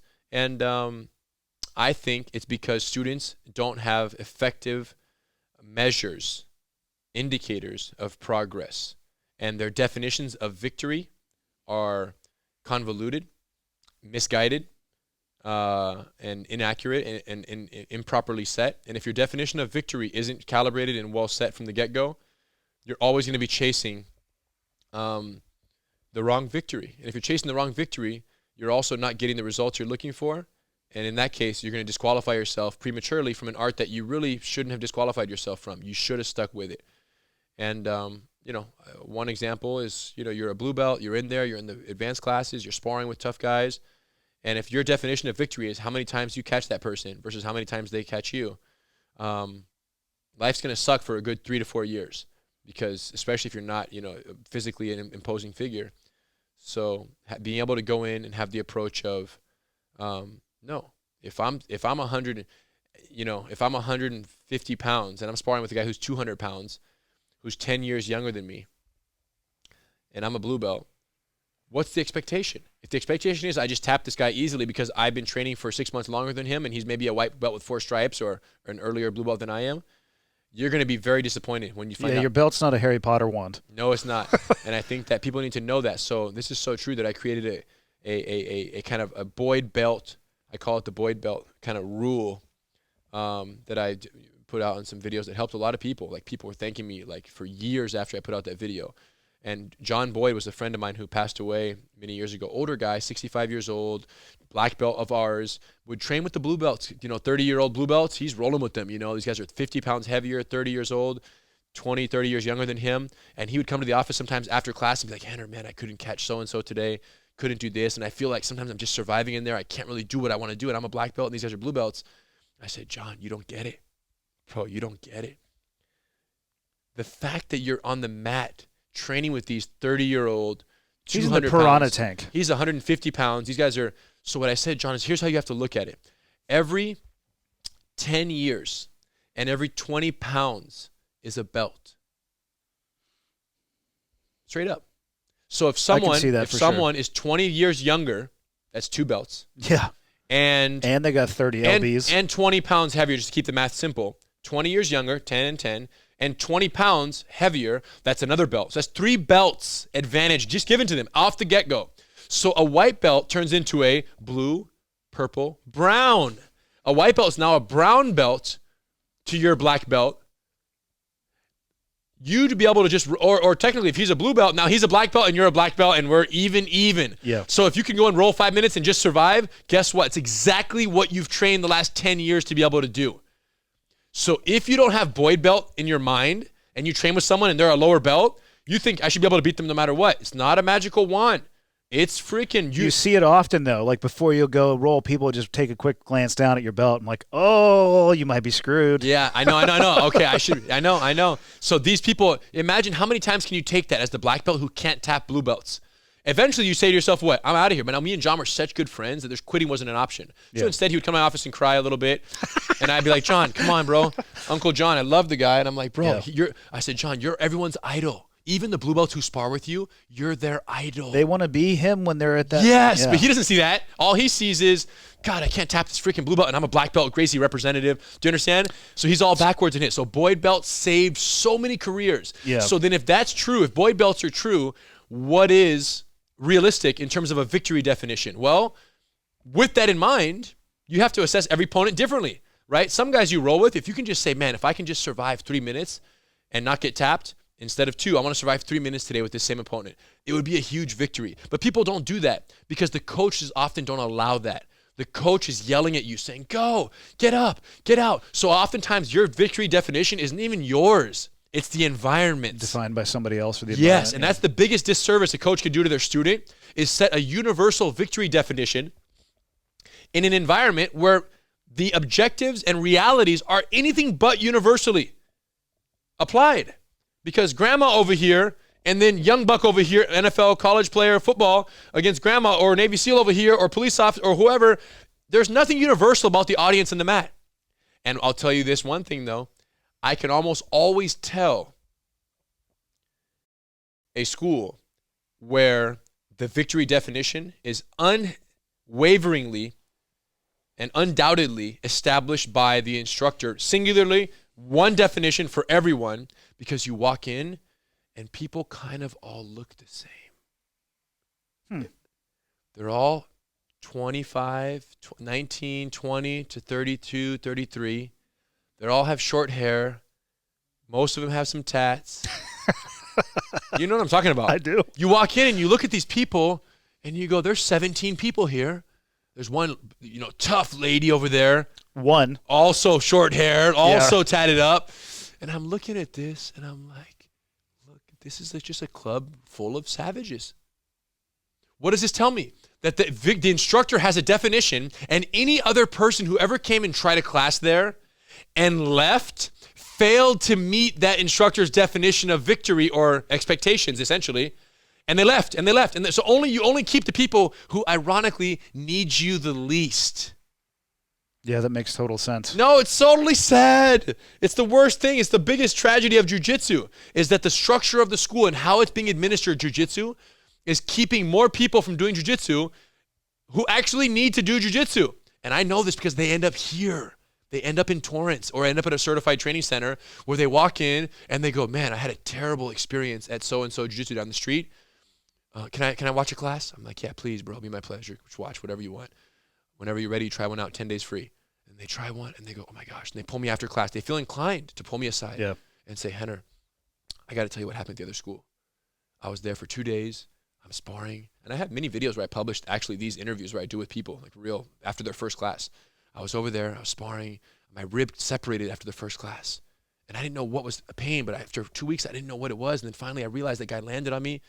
And I'm like, I can't go back to that every day. I don't even know what to do. And when I asked the teacher, people are licking their chops watching that person come in. They love it. And when the coach, and then they say, when I asked the coach, what should I do? They're going to spar. You too. Hey, you beginner? Okay, cool. You guys spar. And what should I do, coach? And the coach looks you dead in the eye and says, just don't tap. Ooh. This is normal, bro. This is happening all over the world. Just don't tap. That's... Again, I don't know much, but that's not a good idea. Well, listen, my point is, I can understand why they would say that. In a very simple sense, the objective in sparring, if we spar, is avoid getting tapped out. The point is, a white belt who doesn't know that could interpret that many ways. Yeah. Imagine your arm is getting stretched, and all the coach said is do not tap. And you're literally sitting there about to tap because your arm is about to break, but you're told not to, so you don't. Now your arm, you know what I'm saying? Like, here you go. Disaster. So anyways, I see it. I know this is true because I'm getting the result. I'm getting the people who can't survive at other schools. And what's amazing is you go into a group class here and you see 80, 50, 80, 100, 150 people in a class. And I challenge anyone in the world to, if you take the uniforms off and you sit all those people down in a restaurant that train here, put them in a restaurant for a banquet, and you can invite anyone on the planet to walk in who doesn't know jiu-jitsu, MMA, nothing, walk in the room and challenge them, say, hey, what do all these people in this room have in common? No one will ever guess because of the diversity that they of the crowd. do jiu-jitsu. Whereas the other schools that I told you about, when they all kind of look alike, Yeah. They're cookie cutter. anybody in the world, you say, hey, come in the room and look at these people and tell me what you think. They're going to walk in and say either they're all prison inmates or these are all professional fighters. They have a look. Yeah. Well, they're going after that look. I know, bro. I know. So that's what's so sad. Well, and it's awesome, though, the diversity. So a question for you for people who want to find, and a law enforcement officer buddy of mine recommended this question, and I'm curious about it too. For people who are coming and they want to learn self-defense, how hard, what level of intensity should they train and roll at? Good question. I think this idea of train real, train speed, fight speed, train speed, fight speed, I don't buy it. My belief is this. So many people are so underprepared and so physically underprepared and psychologically underprepared that you literally have to build their confidence in their own physicality before you do anything. Yeah, and that doesn't start by inducing panic. And that's what a lot of departments do. Okay, we have 4 hours. Let's go. Rah! Bro, that doesn't do them any good. That actually tells them how unprepared they are. If I had 4 hours, I'm not going to make anybody fight into the death. I'm going to use those 4 hours showing them in the most technical and non-threatening way how their body is capable of much more than they ever imagined. Almost building their confidence, right? Like almost like you're trying to build a kid up. Like imagine a child who got bullied. You don't want to put him to spar with anybody. You want to take that child who got bullied and build him up and like let him beat you up, let him win. Yep. And you show him a couple techniques and then he beats you up and you show him some moves and like you're building him. Like almost not artificial, but artificially trying to like put them up and build their confidence first. Because they've been broken. Yes. You gotta put them back together first. And anybody who comes in looking for self-defense, they're also broken without ever having been broken. Their fear is what's holding them back. It's the number one variable. So how do you overcome the fear of any physicality? You show first and foremost without threatening their life, look, here's a problem, here's a solution. Here's another problem, here's a solution. Here's another threat. Oh my gosh. And all of a sudden they walk a little taller. Yeah. And then what happens? After several months of that, then you say, okay, now, Andy, go right here. Get on top of Chris over here. Andy, this time, don't let him out. Hold a little bit tighter. We're not sparring, but just make it like 80%. Chris, get out. Use your moves. Barely gets out, and he got a little more intensity. So my point is, it's so gradual, but I wouldn't blanket statement 3 months, 5 months, 7 months, 8 months. I will say that each individual student needs to be introduced at a rate that is appropriate for where they're starting from based on their confidence or lack thereof in their own physical capability, right? So someone's a professional athlete, played football, and now you're doing jiu-jitsu, their physicality is so much higher. They're so much more confident in their physical ability. Someone who's never done a sport in their life and is scared of their own shadow, bro, you need to start by showing them that they can do things with their body they never imagined. And that doesn't require intensity at all. And you're going to cover much more ground doing that with that subject than you will by trial by fire. And they're going to leave and say, I never want to go back and do that again, what you just did to me, ever. A lot of the training that we would do in my old job, there would be times where we would fail, but we never train to failure just for the sake of showing that you suck. Right. Because there's no benefit to that. It's the same. People ask me all the time, well, how do you learn how to deal with stress? And it's the slow, judicious application of stress over time. Because, I mean, even me at this point, if you have a guy come out on his first day, like I'm his worst nightmare. If I get unleashed, they're like, do whatever you want. Don't ever let him out. That guy's done. Mm-hmm. Because I can overwhelm him and stress him to a point where there's no escape. And that person gets nothing out of it. And actually, I don't either. Right. Other than, maybe I'd have a good time. But in the end, I would feel bad about it because I'd actually rather have that person come back and learn. They're not coming back. They're definitely not coming back. Yeah, it's an interesting one. You see people who want to go straight for fifth gear, and you got to hit them all sequentially along the way if you want to have actual long-term strategic growth over time. Smooth is fast. Technique, take your time. If you want to go fast, go alone. If you want to go far, go together. So it's simple. You got to take them. You got to really invest in those new students. And that's what we're the best in the world at. Brand new student coming into jiu-jitsu. We've created the onboarding path in jiu-jitsu so gradual, whether it's law enforcement in our GST or combatives, Gracie combatives here at any certified school. We're the best at protecting the beginners. We're just about 1,500 students here at headquarters. And there's no schools that have that many students because they don't protect the beginners like we do. And most schools have 150, 120, 130, 100, 200 students. Is a big school in jiu-jitsu. And the reason is they lose the beginners. They don't know how to teach jiu-jitsu in a way that is teaching it and protecting the people who actually need it the most. And that's a tragedy. And we've cracked the code, but it's fascinating to me how many schools do it so disastrously wrong. And, you know, look at it from any angle you want. If you're purely in it for the business and making money and opening a school and that's all you care about is having a jiu-jitsu school so you can teach jiu-jitsu and make money and retire and do that thing, from a business perspective, you want to have more students on the mat. Simple. So that you should follow our system. Forget business. If you say, no, it's not about the money, it's only about helping people and making them the best they can possibly be. Guess what? If for every 10 students who walk in, 7 leave, you're failing. Are you servicing your community the best way possible? Are you impacting civilization and humanity in the most profound way and at the greatest scale? No, because you're only teaching 30% of potential candidates. Someone walking in the door is a real candidate. You need to be sticking 80 to 90% of those people need to be staying and training for the years and years and years to come. And if you're only keeping 20 to 30%, think about the difference in terms of community impact. Yep. So call it whatever reason you want to justify why you have a school and why you're teaching jiu-jitsu. On all fronts, if you're not protecting the beginners and keeping them on the mat, you're failing at your objective. Now, there's maybe one exception, which is only purpose is to create professional fighters. So therefore, that's a different market. That's a different market. I only want to create a professional fighter. It's a fight club, and we're training for UFC fighters. And all I care about is have one guy fighting in the UFC or winning the UFC. Then you're right. Those beginners who don't know anything and are scared of their own shadows have no benefit to you. You're probably better off just getting them rid of them, and you're doing a good job of that.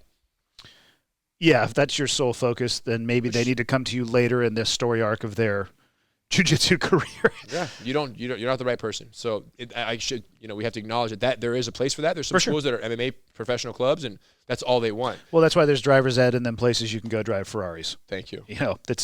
Tell me about Quikflip. Dude, I dropped my hoodie one day.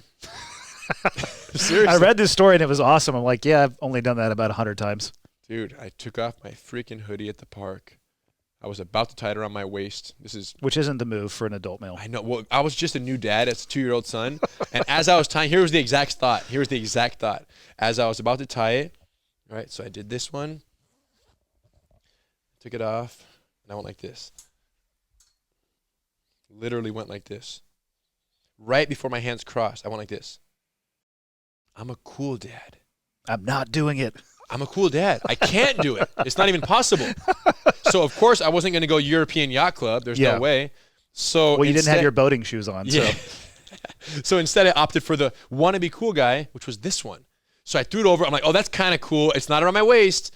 It's over there. It's only cool if you're standing perfectly straight. And you're not running or doing anything active. Correct. So I bent over to pick up little man, and the freaking hoodie fell off the shoulder, fell onto what was still kind of damp grass in the morning, dewy grass.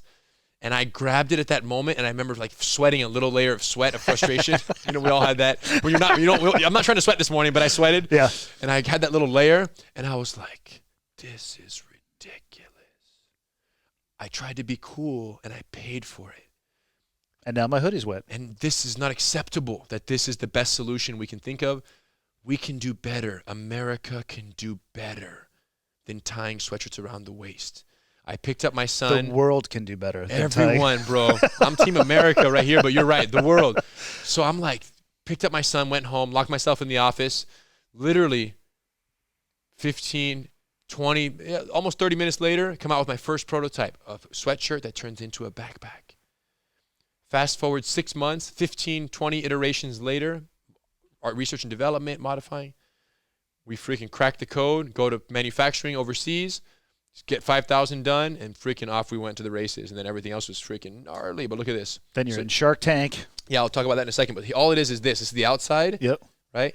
This is the inside. Nothing. You don't feel anything because it's just this nice little breathable polyester lining. Yeah. Right? But look at this. You reach inside this inside hidden pouch. You go in. You grab it, and in goes your backpack. In goes your hoodie, and out comes your fully functional and backpack right here. Boom. So now the backpack is not only wearable, fully, 100%, it has these adjustable clips right here. If you need to run or bike or do something active, Take just the slack tighten out. these up. And now it's tight on your back. You can pop the locks whenever you need. Boom. This comes back off. But you can actually put stuff, right? You have all kinds of storage space inside the backpack. Oh, damn. And look at this little pocket right here. Boom. So like you have your wallet, keys, cell phone. Look, it goes in so it's not falling to the bottom of the abyss. Yeah. You're in there. You enjoy the rest of your day. Like when I go to the park today, any day I go to the park, hot or cold. If it's hot, when I leave the house, I take my backpack. My son's jacket is inside my backpack. We enjoy the sun. At 5, 6 o'clock, it starts to get cold. Yep. Out comes his hoodie. Here, little man. Look, I reach in with one grab, one pull. Out comes my hoodie, and there's no backpack to lug around. You don't have to carry the empty backpack. No excess gear. Just in case. Yep. It's all the way in, all the way out. So Quikflip is the name. I did it. We ordered the first 5,000. We ordered the first 5,000. Threw them on the website, did a Venice Beach video where I went out and just asked random people. I'm like, hey, I saw this video. just silly like street magic, right? Yeah. Where I'm like, hey, is there a better way to carry an unworn sweatshirt? No, show me. And I'm, oh my God, like they were just flipping. I didn't even have them for sale at the time because I just had the. It's like you were David Blaine. prototype. Yeah, You, like, they pulled were your finger tripping, off. bro. They were all tripping. So that video has like 10 million views now. It went viral. Yeah. Shark Tank saw the video.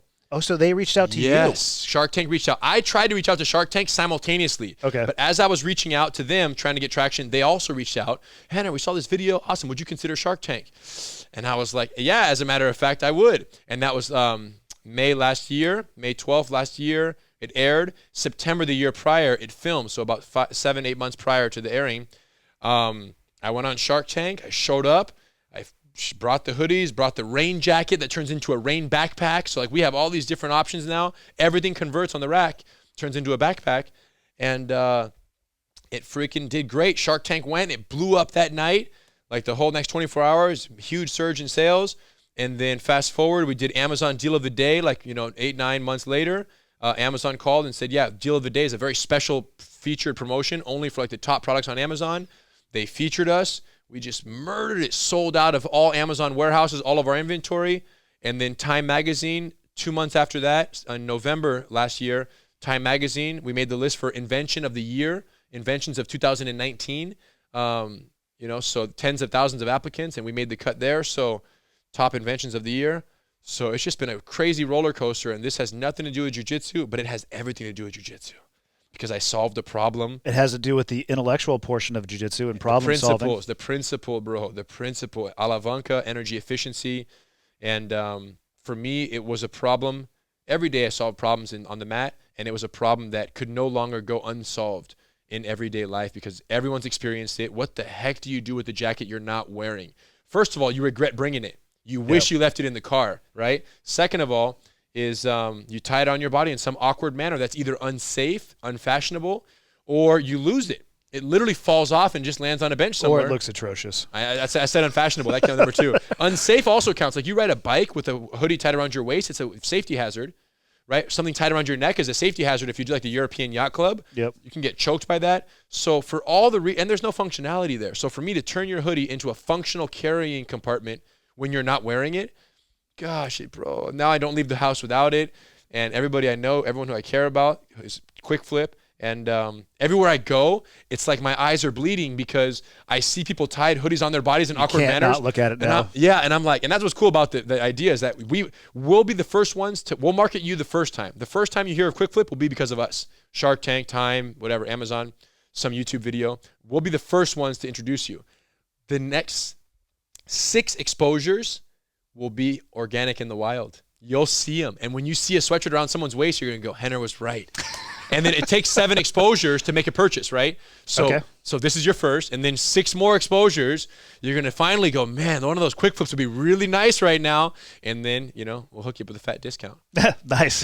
How was Actually, for everyone who's at home right now, if you don't need 7 exposures, if you're already you shouldn't. I just looked at it in you're person. straight. It's You're pretty good. straight. We have them on the way out. We'll set you up. For anybody else, 20% off. Use FLIP20, FLIP20, the code FLIP20 at checkout right now and get 20% off plus free shipping anywhere in the U.S. So we have like a bunch of options as low as like $40.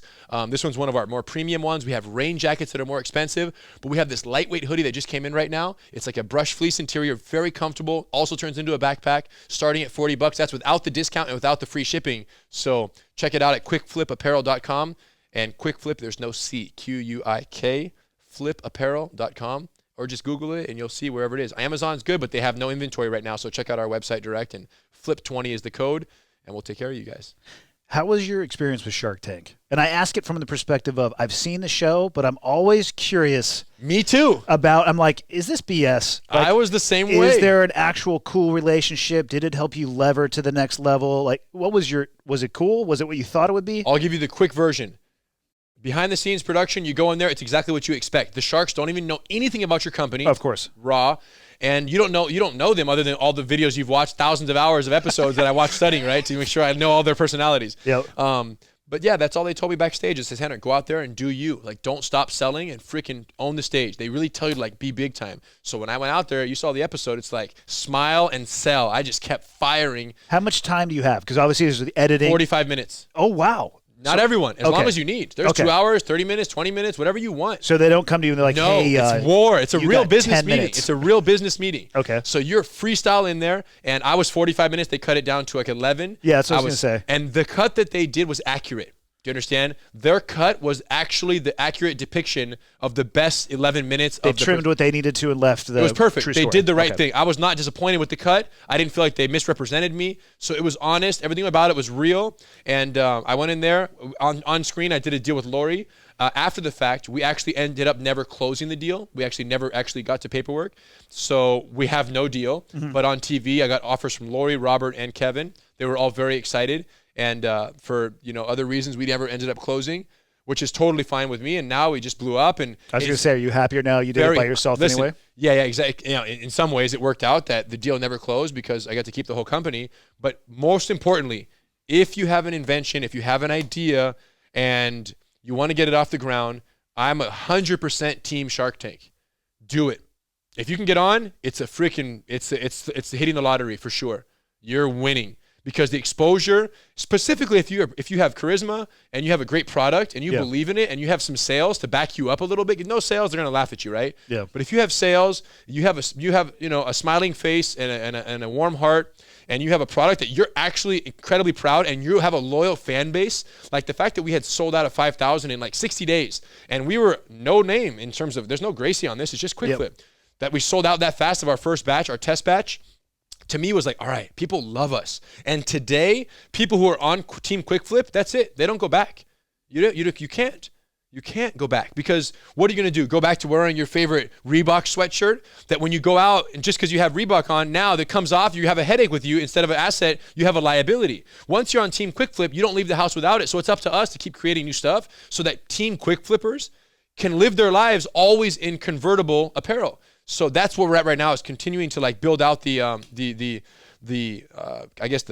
closet and the options in terms of what people have in different tactical green and blues and charcoals and windbreakers and rain jackets and lightweights and medium weights. So we're doing all that. Just know that's the only warning, right? Is once you go Team Quikflip, if you don't go back, there's no return. Well, yeah, and your closet, you go home and everyone has the same moment. They all have the same moment. You open the closet and you go like this. You look and you kind of sigh. Damn it. What a freaking closet full of trash. And you just sit there and you close it quietly and you take your one Quikflip because you're new to the team, right? You just have one and you just walk out and you just wear it again. Even though you wore it for the last 30 days, you just wear it again. Until one day your wife is like, husband and wife is like, hey, buy some more of those so you don't wear the same color every single day. So we got more colors coming, guys. But check out the website. You're going to love all of it. That's the only drawback. It's a warning that once you have this convertibility, imagine being at Disneyland with this.